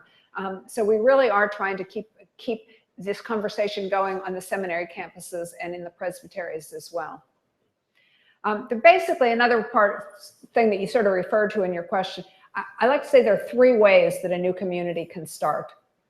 One is the presbytery could start it. That's sort of what we mostly did for about the past 50 years. A presbytery might take a look at a map of the presbytery and say, well, we have a church here, we have a church here, but oh, no church up here. Let's do some groundwork. Let's hire a pastor and donate some money and some people and start a new church up here. That's been the primary way of doing it in the past generation or so. The second way is for a church, an active, healthy congregation, to decide that maybe they're good at reaching maybe they're good at reaching senior citizens, and maybe they're good at reaching children, but not so good at reaching Spanish-speaking people, or not so good at reaching the collegiate crowd. They could give birth to a new worshiping community, to do something that they have not been able to do. Now, if you look at the history of your own congregation, you're probably many of you will find that that's how your church started. Another church helped to give birth to your congregation. We're coming back to that, and we're seeing that that's a good way to do it. And then the third way that's pretty new for us, I'm not sure if it's happened here more than it has in the PCUSA, is for someone or a group of people to just have this energy and this vision to discern that God is calling them to do this, and to go out and start something, and then later connect with a partner congregation or with the presbytery. And we're finding more and more of that going on.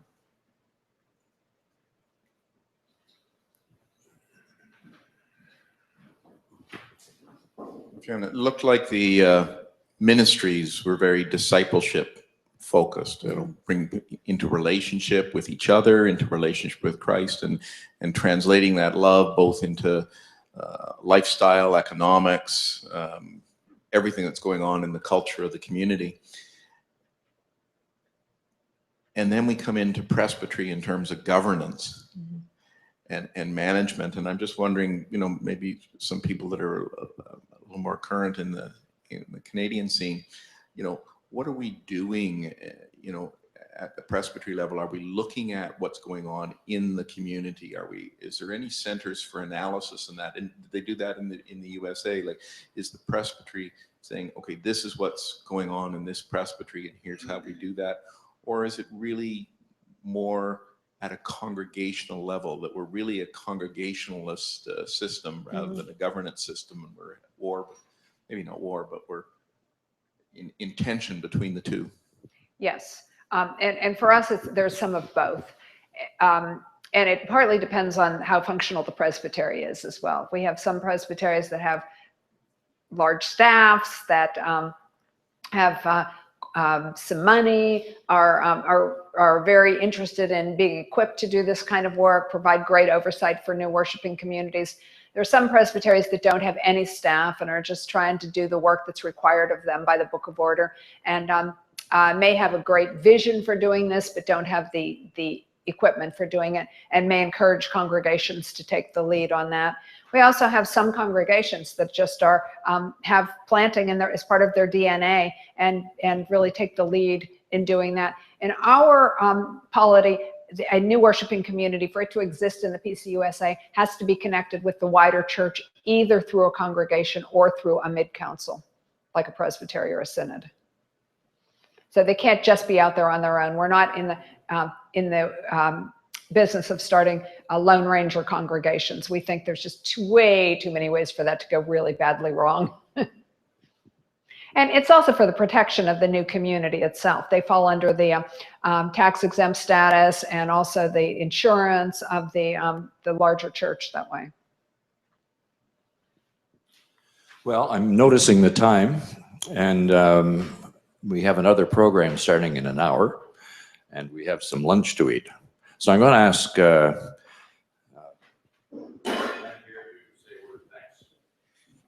thank you so much on behalf of the college, Vera. This is, it's just been such an exciting conversation, and so conversational as well. I think we're all getting a sense of God doing new things and the hope that is possible. I think also, you know, because you're Presbyterian, you're sort of speaking our language, you know, our culture, and, you know, giving us hope that Presbyterians too can change and adapt. So thank you. Thanks, Thank Glenn. you so much.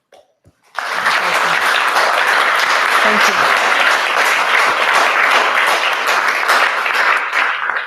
you each have at your chair an evaluation form. I ask you to fill that out and leave it on the table over here. And you are most welcome to join us for lunch.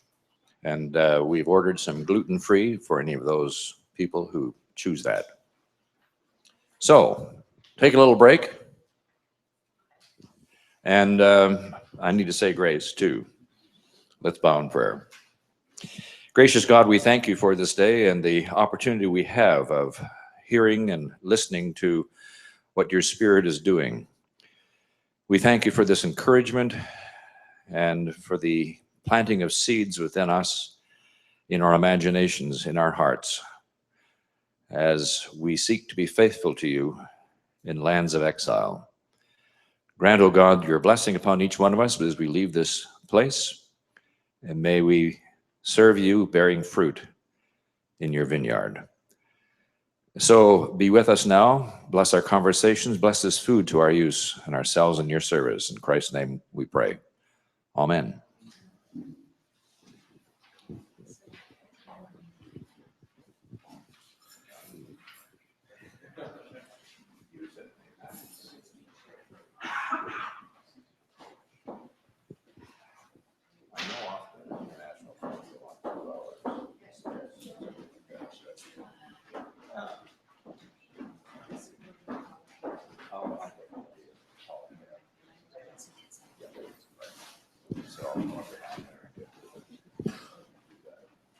Okay.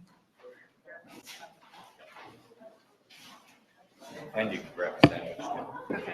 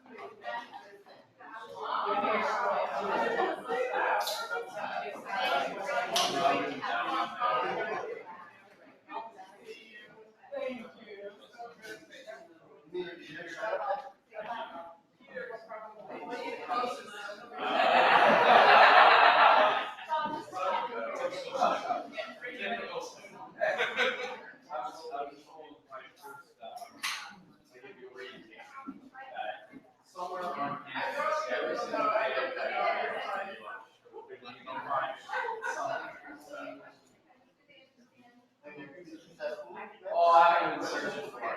It's not sorry.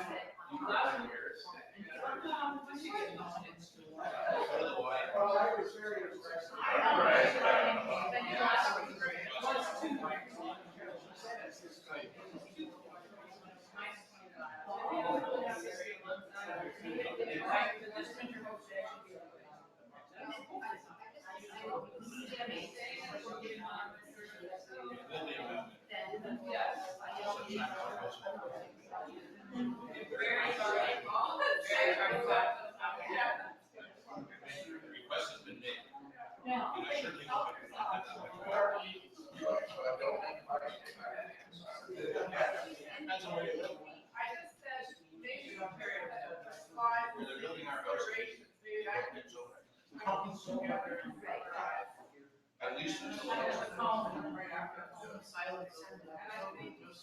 farmer said they wanted snow, I said, all right, 10 days. And then the roof should all be on.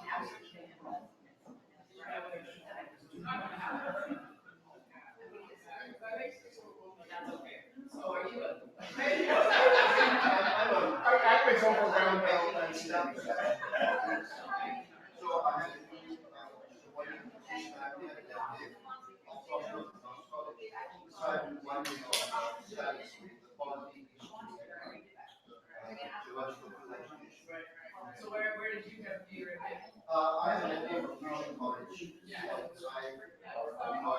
So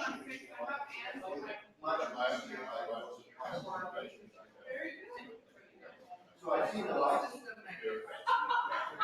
And now you're Presbyterian. I really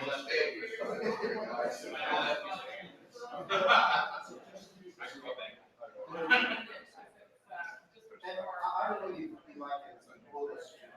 I'll show you. Like, Because I like to follow up.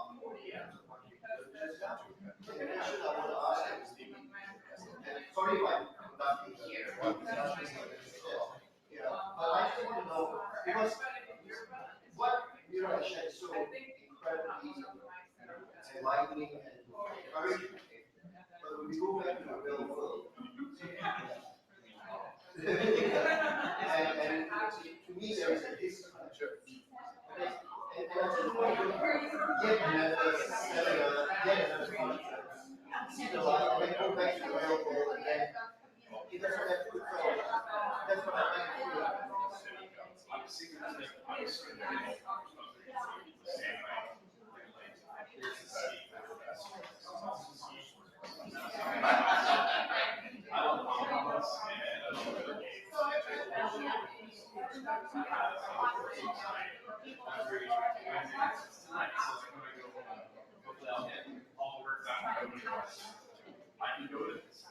I'm just thinking about how I can engage or how I can interface with that. Just like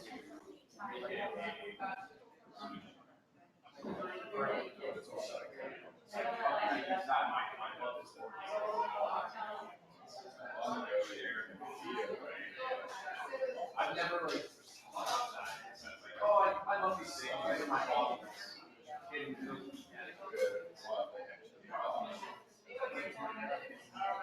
I will. Exactly. Yeah. So like in Mexico, and so yeah. Where did you? I guess like an anonymous. I don't want to you know, and that's what she was saying about that one. Go knock on doors and it's like find that middle ground.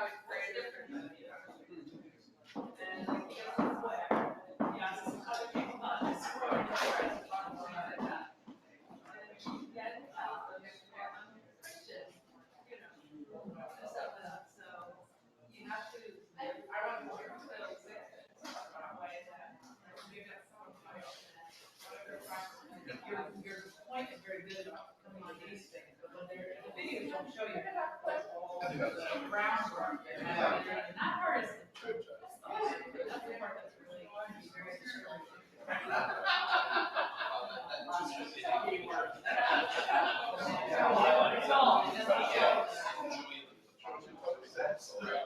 And then she said,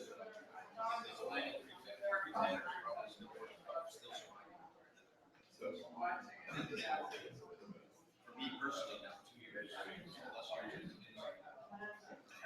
I've heard a lot of this. So we're not saying, not every session. I took congregations. I'm meeting those. Us, now see some of that seed is. It's not, I don't want that, no point. I'm starting to see the seed. I was actually almost at that meeting recently. The meeting is already opposite. I said, we're talking about you. You were at a meeting.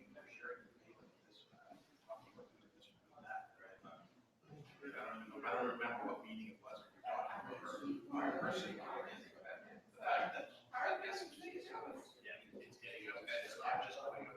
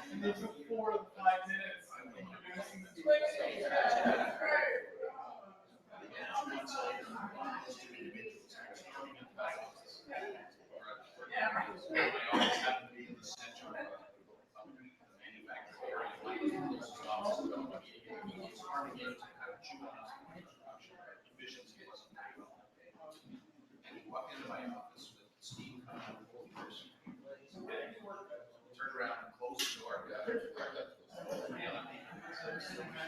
he turned it. And he stopped. He was trying to absolutely stop.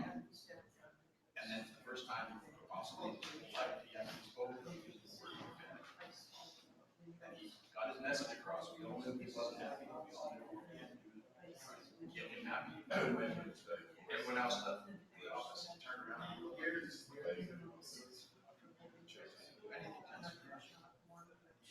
just looking at you, I couldn't do what I wanted to do.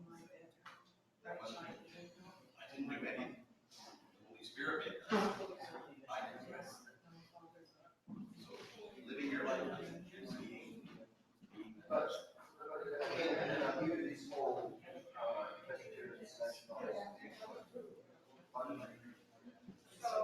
Because I see myself as working towards the ministry of women's but when I see this here, I'm just wondering whether there should be a explanation for what people that they wish to be because being on church does not necessarily mean and so the question is, therefore I feel like I would have been at this.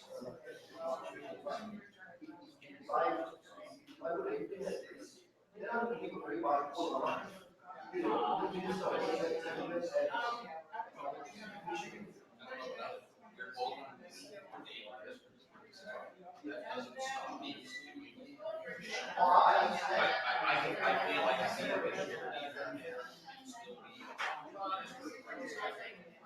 I think my mission is working into my community.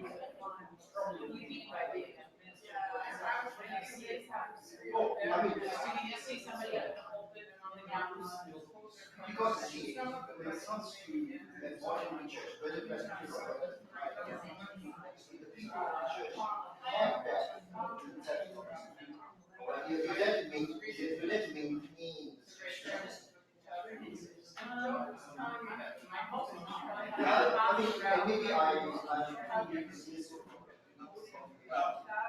maybe my usual.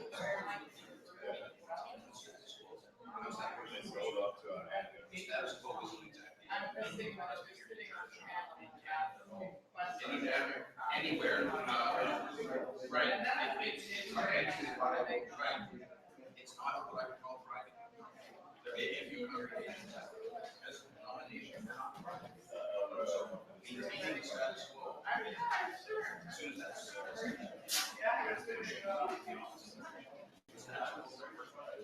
we have Sunday. Sharing about the message. So that was in the interview stage. Why we can because sometimes they realize that.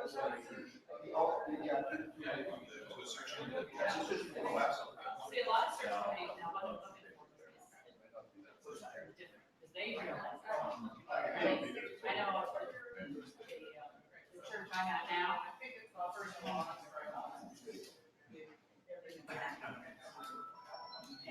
Eastern Ontario is very rural, very conservative. So we fixed it without a bigger just that itself is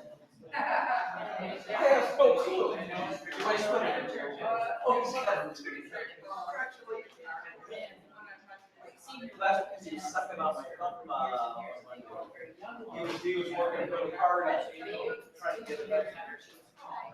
It was hard. Oh, yeah, yeah.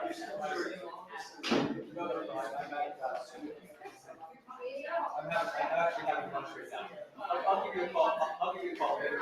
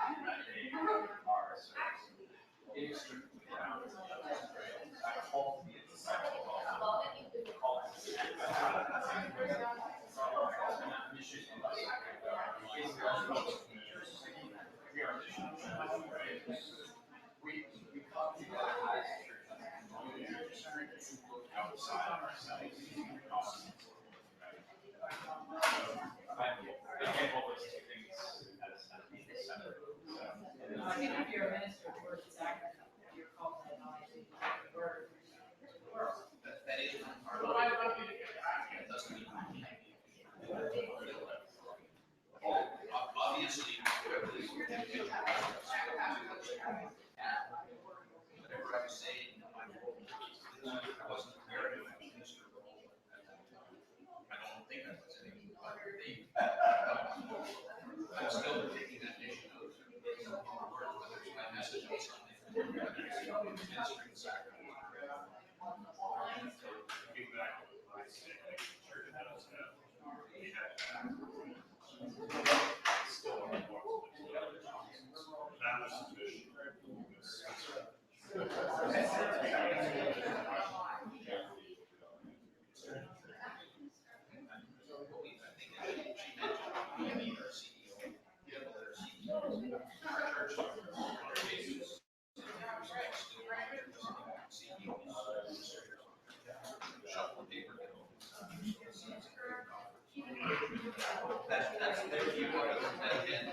No, they do.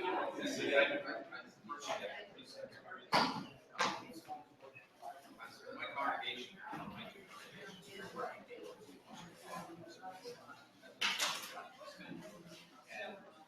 In the discussion that we had, I was moderating the session. The discussion wasn't necessarily exactly what I was hoping it would go in the right direction, but not 100%. After the fact, someone came up to me. How do you feel now? The second or third meeting we had. They're moving in the right direction. It's not as fast as I would like it to be.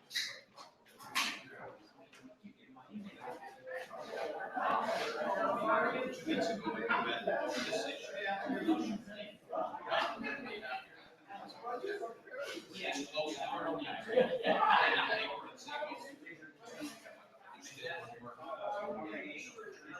Satisfied. Right, and well, this person said to me, I said something that he was I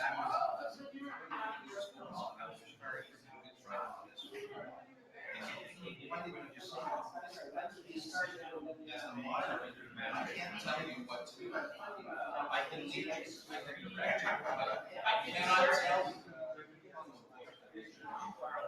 I can give them all kinds of direction, but I can lead the horse to water. I cannot force it. That's what we talk about speaking in relation. Not the CEO that says, okay, this is what we're going to do. A lot of sessions are going to be given the board.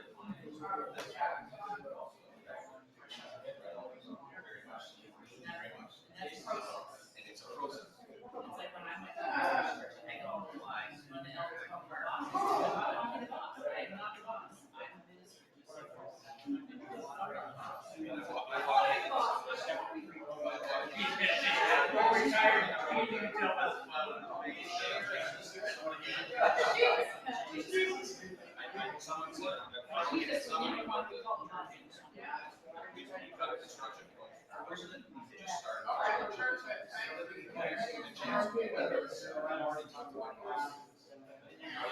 other person said, "What if you talk to your boss?" I said, "Well, what is work?" We'll see. I had the best boss in the world. Boss out of this. You kind of find where it takes it, it's scary.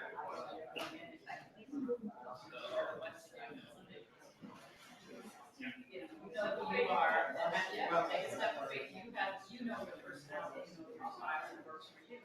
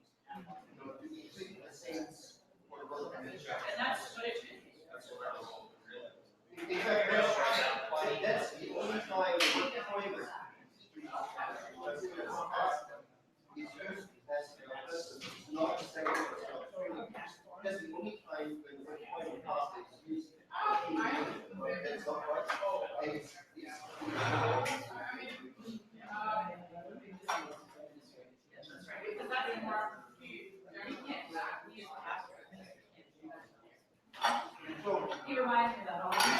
You know, you can't do it. It's true, so you have to.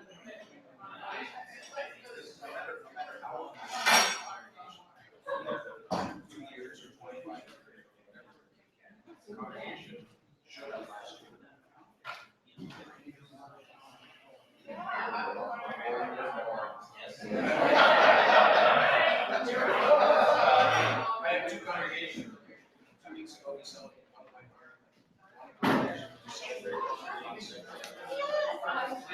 celebrated one of my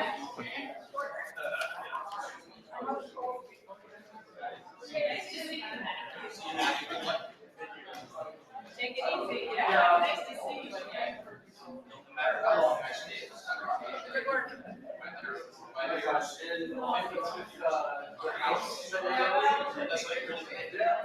All right.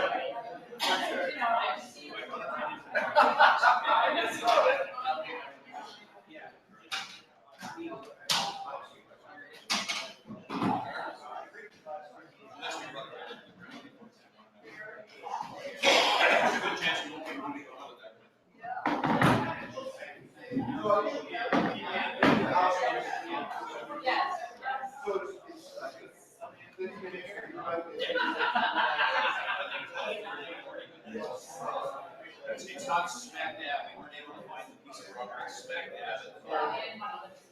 Well,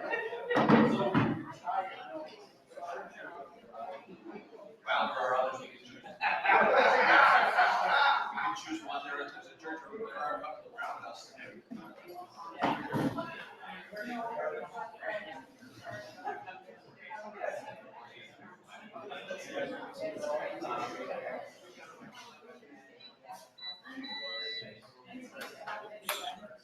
Mine is retired.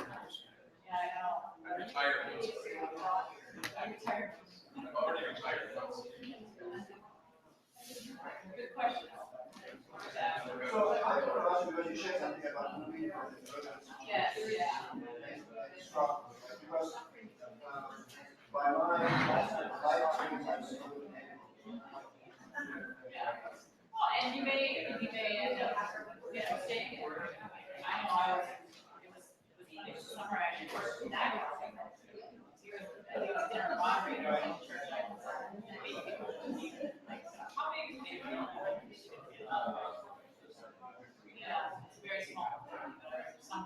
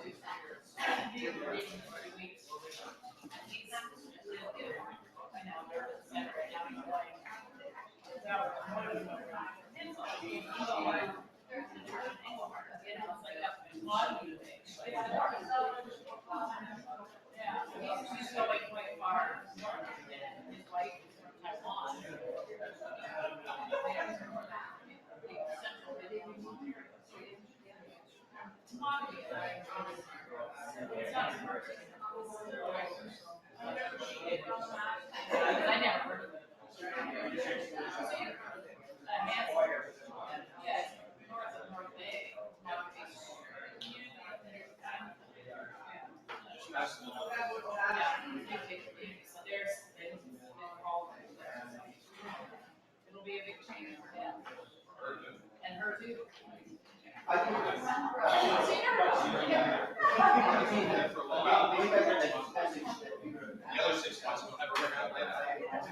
So, John, I think, did Pam talk to you? Just very grateful. I said that probably when you guys will be down here and Yeah. set us up. Yes, and Steve is going to pop by at 1:15.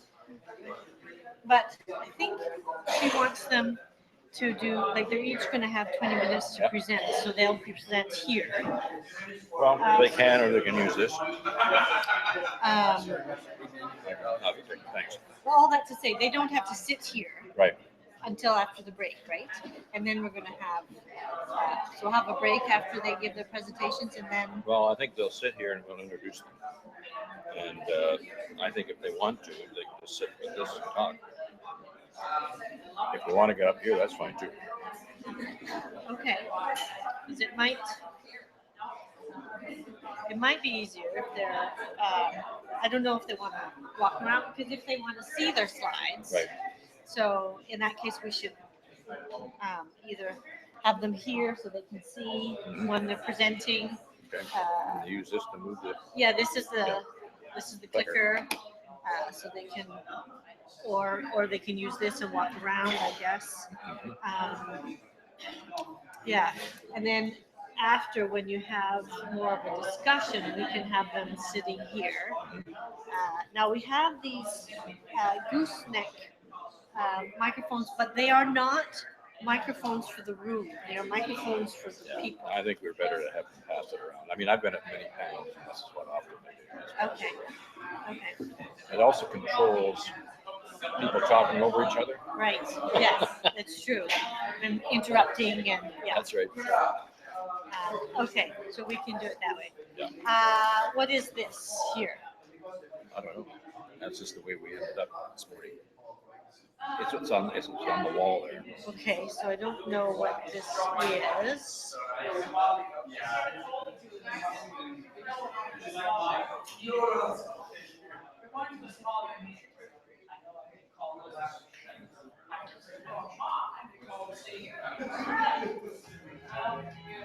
Our vision, preach and reform.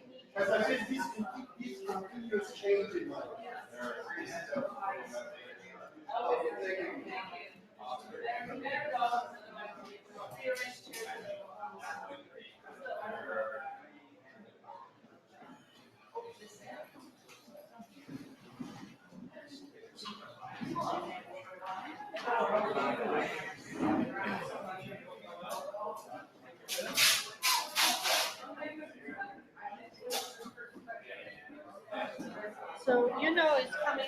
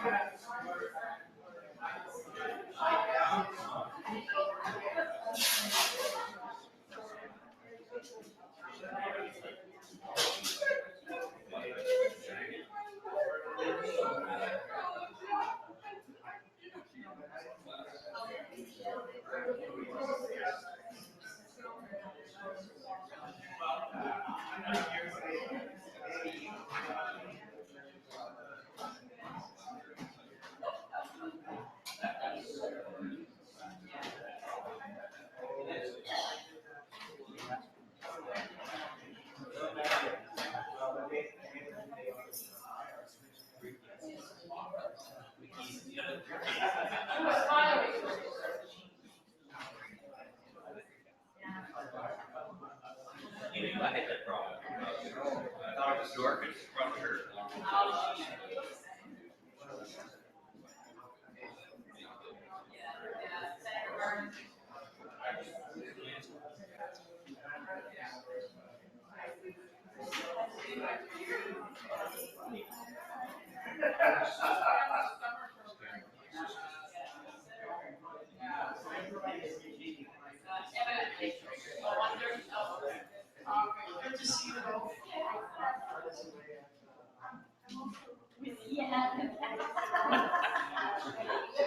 Put you in the right spirit. I'll bring your keys back.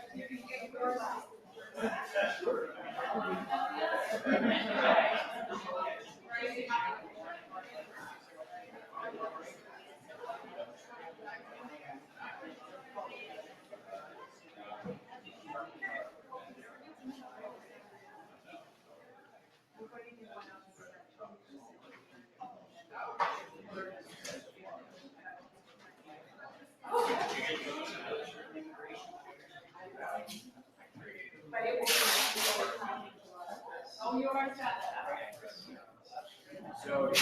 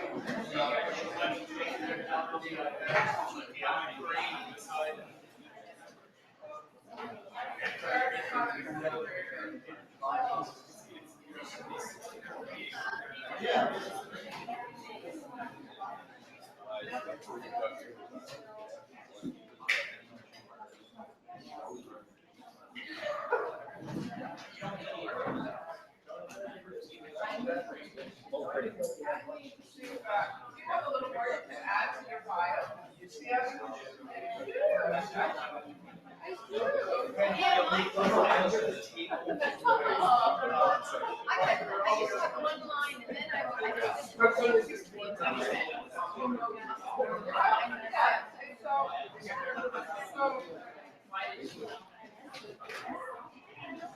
Your research, quality of life feeds. That's interesting. Patients with dysphagia Right. want to eat as part of the research. That was saying it had to do with feeding tubes, but it has more to do with people who want to eat. This is oral feeding in spite of risks. They may have feeding tube in addition to it. Right. But it may be the person who just wants to eat their brownie. Right. I can identify with that. And the other thing is graphic values history tool. It's a way of people. If I said to you, Pam, what are your values with respect to healthcare, you'd be Right. And it's because it's so broad, Right. nebulous, an issue. This is a tool that helps people to discern and also discuss what their values are. Okay. So it's a patient-centered kind of way of, person-centered way of getting at sort of what are the key values. And then are you on any sort of committees or anything like that? I know. I can Research ethics board and also the hospital and also the clinical ethics committee. But you don't want to do that.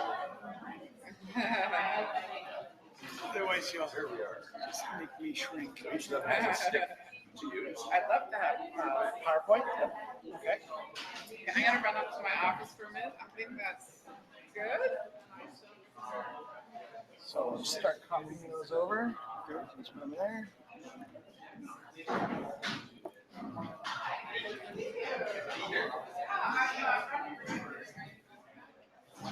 Just gonna copy them to the desktop? Yeah. Okay. So Knox. And you can just do this one. If I need the other, I'll stick it back in and get it. Okay. I'm quite comfortable with that. Okay. Check you.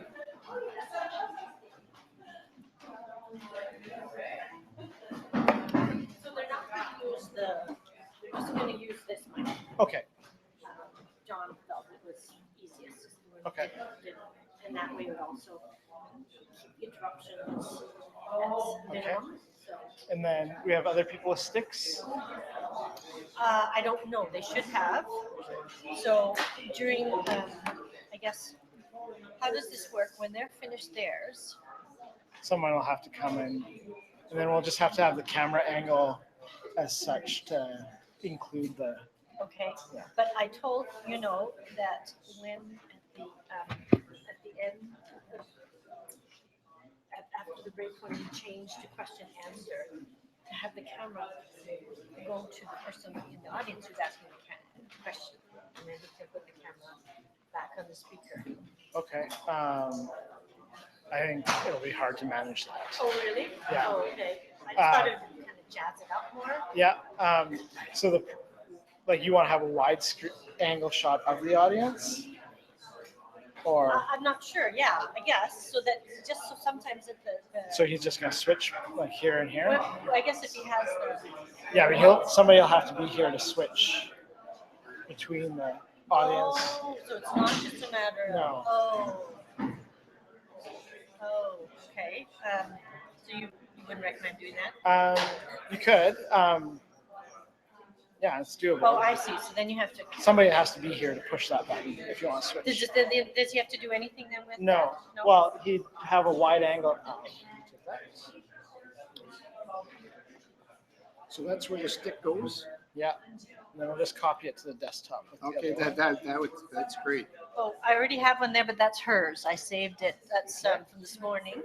Okay, so we're way down under physician assisted. This one? Yep. So Steve was saying, if we want to have a camera on the audience, you have to come here. Yeah, right. Oh, you know that. Okay. Okay. And then this is hers. So is there only 3 presentations? Yes. Yeah. So I just click on that when it's. I'll open it. Okay. And then you'll manage this, right? Yeah. Okay. So we'll open all 3. And there. Okay. So yours is. No, this is the other one. Yeah. That was from this morning, so. I'll eject you. Oh, that was from this morning. Yeah, so Okay, we so should there's one save more? it somewhere, because Okay. maybe not on the desktop then, I don't know. Yeah, we'll copy it somewhere after. Okay. Okay, so you're ready to pull. So that was this morning's. Yeah, this one is from this morning. Okay. Do you have a stick? Looking down. Just deciding which one it is.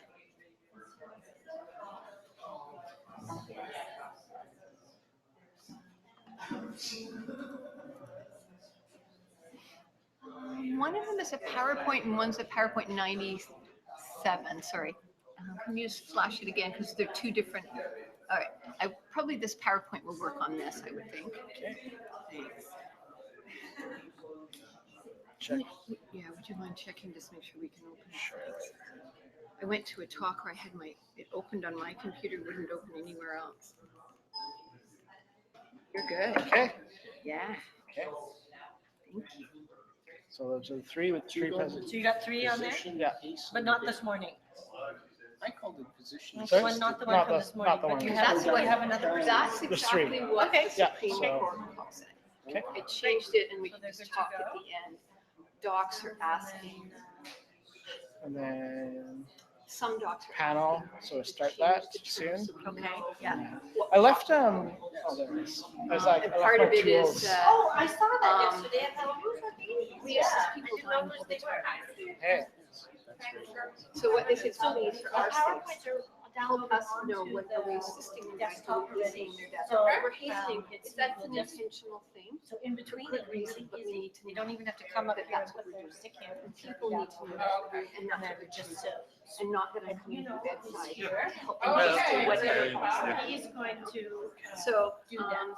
CMA says this will be this issue's dead in the water, but docs, we're Yeah. talking.